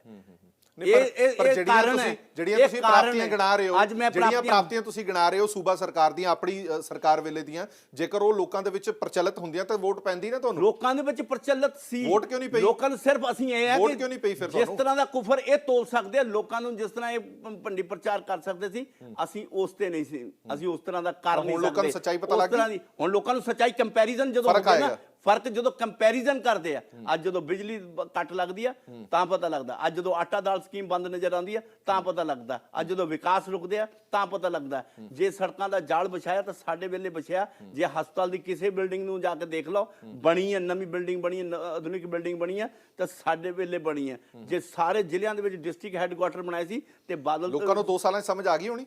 ਮੇਰੇ ਹਿਸਾਬ ਨਾਲ ਤਾਂ ਤੁਸੀਂ ਸਮਝਾਓਗੇ ਤਾਂ ਜ਼ਰੂਰ ਸਮਝ ਆਏਗੀ। ਤੁਸੀਂ ਸਮਝਾਉਣ ਦੀ ਕੋਸ਼ਿਸ਼ ਕਰੋ, ਅਗਰ ਤੁਸੀਂ ਨਿਸ਼ਪਕਸ਼ ਹੋ ਕੇ ਸਮਝਾਉਣ ਦੀ ਕੋਸ਼ਿਸ਼ ਕਰੋਗੇ ਤੇ ਲੋਕਾਂ ਨੂੰ ਸਮਝ ਆਏਗਾ। ਜਿਹਦੇ ਤਨ ਤੇ ਗੁਜ਼ਰ ਰਹੀ ਹੈ ਉਸ ਤੋਂ ਵੱਧ ਸਮਝਦਾਰ ਕੌਣ ਹੋਊਗਾ? ਜੇ ਲੋਕਾਂ ਦੇ ਨਾਲ ਫਰਕ ਲੋਕਾਂ ਨੂੰ ਲੱਗਦਾ ਹੈ ਤਾਂ ਉਸ ਤੋਂ ਵੱਧ ਬਿਲਕੁਲ ਅੱਜ ਨਜ਼ਰ ਆ ਰਿਹਾ, ਲੋਕ ਕਹਿ ਰਹੇ ਨੇ। ਚਲੋ ਮੇਰੇ ਕੋਲ ਸਮਾਂ ਘੱਟ ਹੈ, ਇੱਕ ਆਖਰੀ ਸਵਾਲ ਮੈਂ ਤੁਹਾਡੇ ਤੋਂ ਲੈਣਾ। ਹਾਲ ਹੀ ਦੇ ਵਿੱਚ ਤੁਹਾਡਾ ਬਜਟ ਪੇਸ਼ ਹੋਇਆ ਸੈਂਟਰ ਗਵਰਨਮੈਂਟ ਦਾ, ਦਲਿਤ ਭਾਈਚਾਰੇ ਨੂੰ ਬੜੀਆਂ ਉਮੀਦਾਂ ਸੀ ਕਿ ਸਾਡੇ ਲਈ ਬਹੁਤ ਕੁਝ ਹੋਏਗਾ, ਕੁਝ ਖਾਸ ਨਿਕਲਿਆ। ਤੁਸੀਂ ਅੱਜ ਦਾ ਹੀ ਮੰਨ ਲਓ, ਜੇ ਤੁਸੀਂ ਉਹਨੂੰ ਉਸ ਬਜਟ ਨੂੰ ਤੁਸੀਂ ਦੇਖੋ ਤੇ ਜਿਹੜਾ ਪਿਛਲੇ ਸਾਲ ਜਿਹੜਾ ਸੀ ਉਹ 5600 ਕਰੋੜ ਰੁਪਏ ਦਾ ਜਿਹੜਾ ਸੀਗਾ ਉਹ ਸਾਡਾ ਬਜਟ ਸੀ, ਸਿਰਫ ਐਸਸੀ ਦਾ ਹੀ। ਔਰ ਇਸ ਵਾਰ 6200 ਕਰੋੜ ਰੁਪਏ ਦਾ, ਔਰ ਜੇ ਅਸੀਂ ਜੋੜ ਲਈਏ ਤਾਂ 35% ਦਾ ਇਜ਼ਾਫਾ ਇਸ ਵਾਰ ਹੋਇਆ ਇਸ ਬਜਟ ਦੇ ਵਿੱਚ ਹੀ। ਔਰ ਜੇ ਉਹਨਾਂ ਦੀਆਂ ਯੋਜਨਾਵਾਂ ਅਸੀਂ ਦੇਖੀਏ ਤੇ ਜੇ ਮੁਦਰਾ ਯੋਜਨਾ ਆਈ ਹੈ ਗਰੀਬ ਦੇ ਲਈ ਆਈ ਹੈ। ਅੱਜ ਜੇ ਅਸੀਂ ਕਹਿ ਸਕਦੇ ਇਸ ਬਜਟ ਦੇ ਵਿੱਚ ਤੁਸੀਂ ਦੇਖਿਆ ਜਿਹੜੇ ਬਜਟ ਪੇਸ਼ ਹੋਇਆ ਜਿਹੜਾ ਉਹਦੇ ਉਹਨਾਂ ਨੇ ਕਿਹਾ ਕਿ ਇਸ ਦੇ ਰਿਸੋਰਸ ਦੇ ਉੱਤੇ ਪਹਿਲਾ ਅਧਿਕਾਰ ਕਿਹਦਾ ਹੈ? ਗਰੀਬ ਦਾ। ਜਨ ਧਨ ਯੋਜਨਾ ਤੋਂ ਸ਼ੁਰੂ ਹੋ ਜਾਈਏ, ਮੁਦਰਾ ਯੋਜਨਾ ਆਈ ਹੈ, ਅਟਲ ਪੈਨਸ਼ਨ ਯੋਜਨਾ ਆਈ ਹੈ, ਪ੍ਰਧਾਨ ਮੰਤਰੀ ਸੁਰੱਖਿਆ ਬੀਮਾ ਯੋਜਨਾ ਆਈ ਹੈ ਜਿਹੜੇ 1 ਰੁਪਏ ਨਾਲ ਇੰਸ਼ੋਰੈਂਸ ਹੁੰਦੀ ਹੈ। ਅੱਜ ਜੇ ਅਸੀਂ ਕਹਿੰਦੇ ਆ ਕਿ ਅਟਲ ਜੀਵਨ ਜੋਤੀ ਬੀਮਾ ਯੋਜਨਾ ਆਈ ਆ, ਉਜਲਾ ਯੋਜਨਾ, ਗੈਸ ਕਨੈਕਸ਼ਨ ਲੋਕਾਂ ਦੇ ਘਰਾਂ 'ਚ ਵੰਡੇ ਆ। ਚਲੋ ਇਹਨਾਂ 'ਚ ਮੈਂ ਹਾਲੇ ਤਾਂ ਪੂਰੇ ਨਹੀਂ ਗਣੇ, ਸਵਾਲ ਯਾਦ ਆ ਗਿਆ ਮੈਨੂੰ, ਹਾਲੇ ਮੈਨੂੰ ਹਾਲੇ ਫਿਰ ਮੈਂ ਤੁਹਾਨੂੰ ਭੁੱਲ ਜਾਣਾ, ਪਰ ਮੈਨੂੰ ਭੁੱਲ ਜਾਣਾ। ਹੁਸ਼ਿਆਰਪੁਰ ਦੇ ਵਿੱਚ ਤੁਸੀਂ ਇਹ ਵਾਅਦਾ ਕੀਤਾ ਸੀਗਾ ਕਿ ਤੁਸੀਂ ਇੱਕ ਇੰਡਸਟਰੀ ਲੈ ਕੇ ਆਓਗੇ, ਕਿਹੜੀ ਇੰਡਸਟਰੀ ਹੁਸ਼ਿਆਰਪੁਰ 'ਚ? ਇੰਡਸਟਰੀ ਦੇ ਲਈ ਜ਼ਮੀਨ ਚਾਹੀਦੀ ਹੈ, ਸੂਬਾ ਸਰਕਾਰ ਨੇ ਦੇਣੀ ਹੈ ਨਾ ਸਾਨੂੰ ਦਵੇ। ਅੱਜ ਮੈਂ ਤਾਂ ਬੜਾ ਸੌਖਾ ਕੰਮ ਹੈ ਕਿ ਆਪਣਾ ਸਾਰਾ ਗਲਬਾ ਛੋੜ ਦੋ ਦੂਜੇ ਉੱਤੇ। ਪਿਛਲੇ ਤੁਹਾਨੂੰ ਪੰਜਾਬ ਸਰਕਾਰ, ਤੁਸੀਂ ਪਹੁੰਚ ਕਦੋਂ ਕੀਤੀ ਹੈ ਕਿ ਪੰਜਾਬ ਸਰਕਾਰ ਜਗ੍ਹਾ ਦੇਵੇ ਤੁਹਾਨੂੰ? ਪਿਛਲੇ 2 ਸਾਲ ਤੋਂ ਸਮੇਂ ਮੰਗ ਰਹੇ ਆ, ਔਰ ਉਹਨਾਂ ਦੇ ਈਵਨ ਦੈਨ ਉਹਨਾਂ ਦੀ ਪਾਰਟੀ ਦੇ ਨੁਮਾਇੰਦਿਆਂ ਨੂੰ ਵੀ ਕਿਹਾ ਹੈ ਕਿ ਰੱਬ ਦੇ ਵਾਸਤੇ ਕੋਈ ਗੱਲ ਕਰਾ ਦਿਓ। ਮੈਂ ਜਿਹੜੀ ਇੰਡਸਟਰੀ ਲਾਉਣ ਵਾਲੇ, ਅੱਜ ਮੈਂ ਹੋਰ ਦੱਸਾਂ, ਅੱਜ ਇੰਡਸਟਰੀ ਲਾਉਣ ਵਾਲੇ ਇੰਡਸਟਰੀ ਲਾਉਣ ਨੂੰ ਤਿਆਰ ਨੇ, ਪਰ ਸਮੇਂ ਦੇਣ ਦੀ। ਔਰ ਤੁਹਾਨੂੰ ਮੈਂ ਤਾਂ ਤੁਹਾਨੂੰ ਇਹ ਵੀ ਨਹੀਂ ਪਹਿਲਾਂ ਮੇਰੀ ਗੱਲ ਸੁਣੋ, ਮੇਰੀ ਗੱਲ 2 ਸਾਲ ਤੋਂ ਕਿਉਂ ਮੈਂ ਅੱਜ ਤੁਹਾਨੂੰ ਤੁਸੀਂ ਪਿਛਲੇ 3 ਸਾਲਾਂ 'ਚ ਕਿਉਂ ਨਹੀਂ ਕੀਤਾ? 3 ਸਾਲ 'ਚ ਤਾਂ ਤੁਹਾਡੀ ਸਰਕਾਰ ਸੀ। 3 ਸਾਲ ਦੇ ਵਿੱਚ ਮੈਂ 에어ਪੋਰਟ ਬਣਾਉਣ 'ਚ ਲੱਗਾ ਆ ਸੀ, ਮੈਂ ਖਾਲੀ ਨਹੀਂ ਸੀ ਬੈਠਾ। ਇੰਡਸਟਰੀ ਜ਼ਿਆਦਾ ਜ਼ਰੂਰੀ ਨਹੀਂ, ਰੋਜ਼ਗਾਰ ਜ਼ਿਆਦਾ ਜ਼ਰੂਰੀ ਨਹੀਂ। ਅਰੇ ਬਈ ਪਹਿਲਾਂ ਅਗਰ ਜੇ ਤੁਸੀਂ ਪੈਸੇ ਹੋਣਗੇ ਤੇ 에어ਪੋਰਟ ਤੇ ਜਾਣਗੇ। ਮੇਰੀ ਪਹਿਲਾਂ ਗੱਲ ਸੁਣੋ ਕਿ ਇੰਡਸਟਰੀ ਲਾਉਣ ਲਈ ਪਹਿਲਾਂ ਉਹਨੂੰ ਬੁਨਿਆਦੀ ਸਹੂਲਤਾਂ ਚਾਹੀਦੀਆਂ, ਉਹਨੂੰ ਰੋਡ ਕਨੈਕਟੀਵਿਟੀ ਚਾਹੀਦੀ, ਉਹਨੂੰ ਰੇਲ ਕਨੈਕਟੀਵਿਟੀ ਚਾਹੀਦੀ, ਔਰ ਉਹਨੂੰ ਜਿਹੜੀ ਹੈ 에ਅਰ ਕਨੈਕਟੀਵਿਟੀ ਚਾਹੀਦੀ ਸੀ। ਉਸ ਚੀਜ਼ ਨੂੰ ਪੂਰਾ ਕਰਨ ਦੇ ਲਈ ਵੀ ਮੈਨੂੰ ਸਮਝ ਚਾਹੀਦਾ ਸੀ, ਔਰ 2018 ਦੇ ਵਿੱਚ ਹੀ ਤਾਂ ਮੈਂ 에ਅਰਪੋਰਟ ਕੰਪਲੀਟ ਕੀਤਾ। ਔਰ ਜਦੋਂ ਮੈਂ ਪਹਿਲੀ ਵਾਰ ਇੰਡਸਟਰੀਅਲਸ ਨਾਲ ਮੀਟਿੰਗਾਂ ਕੀਤੀਆਂ ਸੀ, ਉਹਨਾਂ ਦਾ ਪਹਿਲਾ ਸਵਾਲ ਸੀਗਾ ਕਿ ਤੁਹਾਡੇ 에ਅਰਪੋਰਟ ਕਿਹੜਾ ਆ। ਔਰ ਹੁਣ ਜਦੋਂ ਮੈਂ ਗਿਆ ਸੀ 2 ਵਾਰ ਜਾ ਕੇ ਆਇਆ, ਔਰ ਉਹਨਾਂ ਨੂੰ ਇਹ ਦੱਸਿਆ ਕਿ ਅੱਜ ਮੈਂ ਤੁਹਾਡੇ ਕੋਲ ਆਇਆ, ਅੱਜ ਮੈਂ 에ਅਰਪੋਰਟ ਲਾ ਕੇ ਆਇਆ। ਅੱਜ ਉਹ ਸਮੇਂ ਮੰਗਦਾ, ਮੈਂ ਤਾਂ ਉਹਨਾਂ ਦੀ ਪਾਰਟੀ, ਮੈਂ ਤਾਂ ਇਹ ਵੀ ਕਹਾਂਗਾ ਕਿ ਅਗਰ ਤੁਹਾਡੇ ਥਰੂ ਹੀ, ਮੈਂ ਕਹਿੰਦਾ ਕਿ ਤੁਹਾਨੂੰ ਵੀ ਵਿੱਚ ਬਿਠਾ ਕੇ ਵਿਚੋਲਾ ਬਣਾ ਕੇ ਵੀ ਮੇਰੇ ਕੋਲ ਪ੍ਰਪੋਜ਼ਲਾਂ ਕੀ ਨੇ, ਅਗਰ ਤੁਸੀਂ ਕਹੋਗੇ ਤਾਂ ਮੈਂ ਤਾਂ ਕਹਾਂਗਾ ਕਿ ਤੁਸੀਂ ਮੈਂ ਤਾਂ ਤੁਹਾਡੇ ਤੋਂ ਨਿਵੇਦਨ ਕਰਦਾ। ਲੋਕਾਂ ਨਾਲ ਕੋਈ ਲੈਣਾ ਦੇਣਾ ਨਹੀਂ। ਅਰੇ ਲੋਕਾਂ 'ਚ ਵਿਚਰੋਗੇ, ਲੋਕ ਤਾਂ ਸਵਾਲ ਪੁੱਛਣਗੇ ਨਾ। ਲੋਕਾਂ ਦੇ ਸਵਾਲ ਦੇ ਜਵਾਬ ਦੇਣ ਲਈ ਬੈਠਾ ਨਾ। ਮੈਨੂੰ ਇਹ ਕਿਹਾ ਸੀ ਕਿ ਮੈਨੂੰ ਇੰਡਸਟਰੀ ਲਾ ਕੇ ਦਿਓਗੇ, ਮੈਨੂੰ ਰੋਜ਼ਗਾਰ ਦਿਓਗੇ। ਬਿਲਕੁਲ ਕਹਾ, ਮੈਂ ਇੰਡਸਟਰੀ ਲਾਈ, ਮੈਨੂੰ ਰੋਜ਼ਗਾਰ ਮਿਲਿਆ। ਮੈਂ ਇੰਡਸਟਰੀ ਲੈ ਕੇ ਜੇ ਜਾ ਕੇ ਦੇਖੋ ਤਾਂ ਸੈਂਚੁਰੀ ਪਲਾਈਵੁੱਡ ਉੱਥੇ ਲੱਗੀ ਹੈ, 1000 ਕਰੋੜ ਰੁਪਏ ਦਾ ਉੱਥੇ ਇਨਵੈਸਟਮੈਂਟ ਹੋ ਚੁੱਕੀ ਹੈ। ਹੋਰ ਬਹੁਤ ਸਾਰੀਆਂ ਇੰਡਸਟਰੀ ਆਉਣ ਨੂੰ ਤਿਆਰ ਬੈਠੀਆਂ। ਈਵਨ ਦੈਨ ਮੈਂ ਬੰਬੇ ਸਟਾਕ ਐਕਸਚੇਂਜ ਦਾ ਇੰਸਟੀਟਿਊਸ਼ਨ ਉੱਥੇ ਬਣਾਇਆ ਕਿ ਬੰਬੇ ਦੀ ਸਟਾਕ ਐਕਸਚੇਂਜ ਦੇ ਨਾਲ ਸਿੱਧਾ ਹੁਸ਼ਿਆਰਪੁਰ ਦੇ ਨੌਜਵਾਨਾਂ ਦੇ ਨਾਲ ਰਿਸ਼ਤਾ ਜਿਹੜਾ ਤੈਅ ਹੋਵੇ। ਇੰਡਸਟਰੀ ਅੱਜ ਆਉਣ ਨੂੰ ਤਿਆਰ ਹੈ। ਤੁਸੀਂ ਤੁਹਾਨੂੰ ਮਿਹਨਤ ਕਰਾਂਗਾ ਕਿ ਤੁਸੀਂ ਸਾਨੂੰ ਕੋਈ ਸਮੇਂ ਲੈ ਦਿਓ ਕਿ ਭਾਈ ਸਾਹਿਬ ਅਸੀਂ ਉਹਦੇ ਪੰਜਾਬ ਸਰਕਾਰ ਨੂੰ ਇਹ ਤੈਅ ਕਰਾ ਦਿਓ ਕਿ ਦੱਸੋ ਕਿੱਥੇ ਲੱਗਣੀ ਆ, ਅਸੀਂ ਤੁਹਾਡੇ ਨਾਲ ਤਿਆਰ ਕਰਦੇ ਨੇ। ਔਰ ਮੈਂ ਕਹਿੰਦਾ ਕਿ ਤੁਸੀਂ ਜਦੋਂ ਦਿਖਾਣੋਗੇ ਤਾਂ ਪਾਰਦਰਸ਼ਤਾ ਵੀ ਆਊਗੀ। ਅਗਲਾ ਸਵਾਲ ਮੇਰੇ ਕੋਲੋਂ ਨਹੀਂ ਕਰੋਗੇ, ਔਰ ਤੁਹਾਡੇ ਕੋਲ ਕਿਸੇ ਕੋਲ ਵੀ। ਮੈਂ ਜੇ ਕਹਿ ਰਿਹਾ ਕਿ ਮੈਂ ਆਪਣੀ ਪਾਰਟੀ ਦੇ ਤਾਂ ਪ੍ਰਯਾਸ ਕਰਨੇ ਹੀ ਕਰਨੇ, ਮੈਂ ਤਾਂ ਉਹਨਾਂ ਦੀ ਪਾਰਟੀ ਦੇ ਨੁਮਾਇੰਦਿਆਂ ਨੂੰ ਜਾ ਕੇ ਕਹਿ ਆਇਆ ਕਿ ਰੱਬ ਦੇ ਵਾਸਤੇ ਕੋਈ ਗੱਲ ਕਰਾ ਦਿਓ, ਤੁਸੀਂ ਕਰਾ ਲਓ, ਅੱਗੇ ਕਰ ਲਓ ਜਿਹੜੀ ਕਰਨ ਵਾਲੀ ਚੀਜ਼ ਹੈ। ਕਿਉਂਕਿ ਵਿਕਾਸ ਜਿਹੜਾ ਹੈ ਪੰਜਾਬ ਸੂਬੇ ਦਾ ਹੋਣਾ, ਉਹ ਵਿਅਕਤੀਗਤ ਨਹੀਂ ਹੋਣਾ। ਪਰ ਗੱਲ ਇਦਾਂ ਹੈ ਕਿ ਕਿਸੇ ਦੀ ਜ਼ਿੰਮੇਵਾਰੀ ਗੰਭੀਰ ਵੀ ਤਾਂ ਹੋਣਾ ਚਾਹੀਦਾ। ਇਸ ਸੂਬਾ ਸਰਕਾਰ ਦੇ ਵਿੱਚ ਇਸ ਵੇਲੇ ਸਾਨੂੰ ਕੋਈ ਗੰਭੀਰ ਹੀ ਨਹੀਂ ਨਜ਼ਰ ਆ ਰਿਹਾ। ਸਭ ਕੋਈ ਸ਼ੇਰੋ ਸ਼ੇਰੀ ਸੁਣਾ ਰਿਹਾ, ਕੋਈ ਆਪਣੇ ਚੁਟਕਲੇ ਸੁਣਾ ਰਿਹਾ, ਕੋਈ ਆਪਣੀ ਮਸਤੀ 'ਚ ਹੈ, ਕੋਈ ਇੱਕ ਵਿਅਕਤੀ ਸੀਰੀਅਸ ਹੀ ਨਹੀਂ ਨਜ਼ਰ ਆ ਰਿਹਾ। ਉਹਦਾ ਖਮਿਆਜ਼ਾ ਲੋਕਾਂ ਨੂੰ ਭੁਗਤਣਾ, ਬਿਲਕੁਲ ਭੁਗਤਣਾ ਪੈ ਰਿਹਾ। ਬਹੁਤ ਬਹੁਤ ਧੰਨਵਾਦ ਸਾਂਪਲਾ ਸਾਹਿਬ। ਔਰ ਅਸੀਂ ਉਮੀਦ ਕਰਦੇ ਹਾਂ ਕਿ ਟਿਕਟ ਦੀ ਗੱਲ ਜਿਹੜੀ ਹੈ ਉਹ ਜਿਹੜੀ ਤੁਹਾਡੇ ਨਾਮ ਦੀ ਚਰਚਾ ਫਿਰ ਤੋਂ ਚੱਲ ਰਹੀ ਹੈ ਕਿ ਤੁਹਾਨੂੰ ਦੁਬਾਰਾ ਟਿਕਟ ਦਿੱਤੀ ਜਾਏਗੀ ਉੱਥੋਂ। ਔਰ ਜਦੋਂ ਚੋਣ ਪ੍ਰਚਾਰ ਦੇ ਵਿੱਚ ਜਾਓਗੇ ਅਸੀਂ ਫਿਰ ਤੁਹਾਡੀ ਇੰਟਰਵਿਊ ਜ਼ਰੂਰ ਲਾਂਗੇ। ਬਹੁਤ ਬਹੁਤ ਧੰਨਵਾਦ ਇਸ ਪੂਰੀ ਵਿਚਾਰ ਵਿਚਾਰ ਚਰਚਾ ਦੇ ਲਈ। ਸੋ ਇਹ ਸਨ ਵਿਜੇ ਸਾਂਪਲਾ ਸਾਹਿਬ, ਜਿਨ੍ਹਾਂ ਨੇ ਦੱਸਿਆ ਕਿ as a member parliament, as a minister ਹੁੰਦਿਆਂ ਉਹਨਾਂ ਨੇ ਪੰਜਾਬ ਦੇ ਲਈ, ਆਪਣੇ ਇਲਾਕੇ ਦੇ ਲਈ ਕੀ ਕੀਤਾ, ਔਰ ਜੋ ਕੁਛ ਵੀ ਇਹਨਾਂ ਨੇ ਆਪਣੀਆਂ ਪ੍ਰਾਪਤੀਆਂ ਗਿਣਾਈਆਂ ਉਹਨਾਂ ਦੇ ਉਹ ਵੋਟਾਂ ਦੇ ਵਿੱਚ ਤਬਦੀਲ ਹੁੰਦੀਆਂ ਨਹੀਂ ਹੁੰਦੀਆਂ ਇਹ ਬਾਅਦ ਦੀ ਗੱਲ ਹੈ, ਪਰ ਜੋ ਇਹਨਾਂ ਦਾ ਫਰਜ਼ ਸੀਗਾ ਉਹ ਇਹਨਾਂ ਨੇ ਪੂਰਾ ਕੀਤਾ। ਉਹ ਫਰਜ਼ ਲੋਕ ਵੋਟਾਂ ਦੇ ਰਾਹੀਂ ਇਹਨਾਂ ਨੂੰ ਵਾਪਸ ਕਰਦੇ ਨੇ ਨਹੀਂ ਕਰਦੇ, ਉਹ ਲੋਕਾਂ ਤੇ ਡਿਪੈਂਡ ਹੈ। ਦੇਸ਼ ਦੁਨੀਆ ਦੀ ਬਾਕੀ ਖਬਰਾਂ ਲਈ ਬਣੇ ਰਹੋ PTC ਨਿਊਜ਼ ਦੇ ਨਾਲ। ਧੰਨਵਾਦ।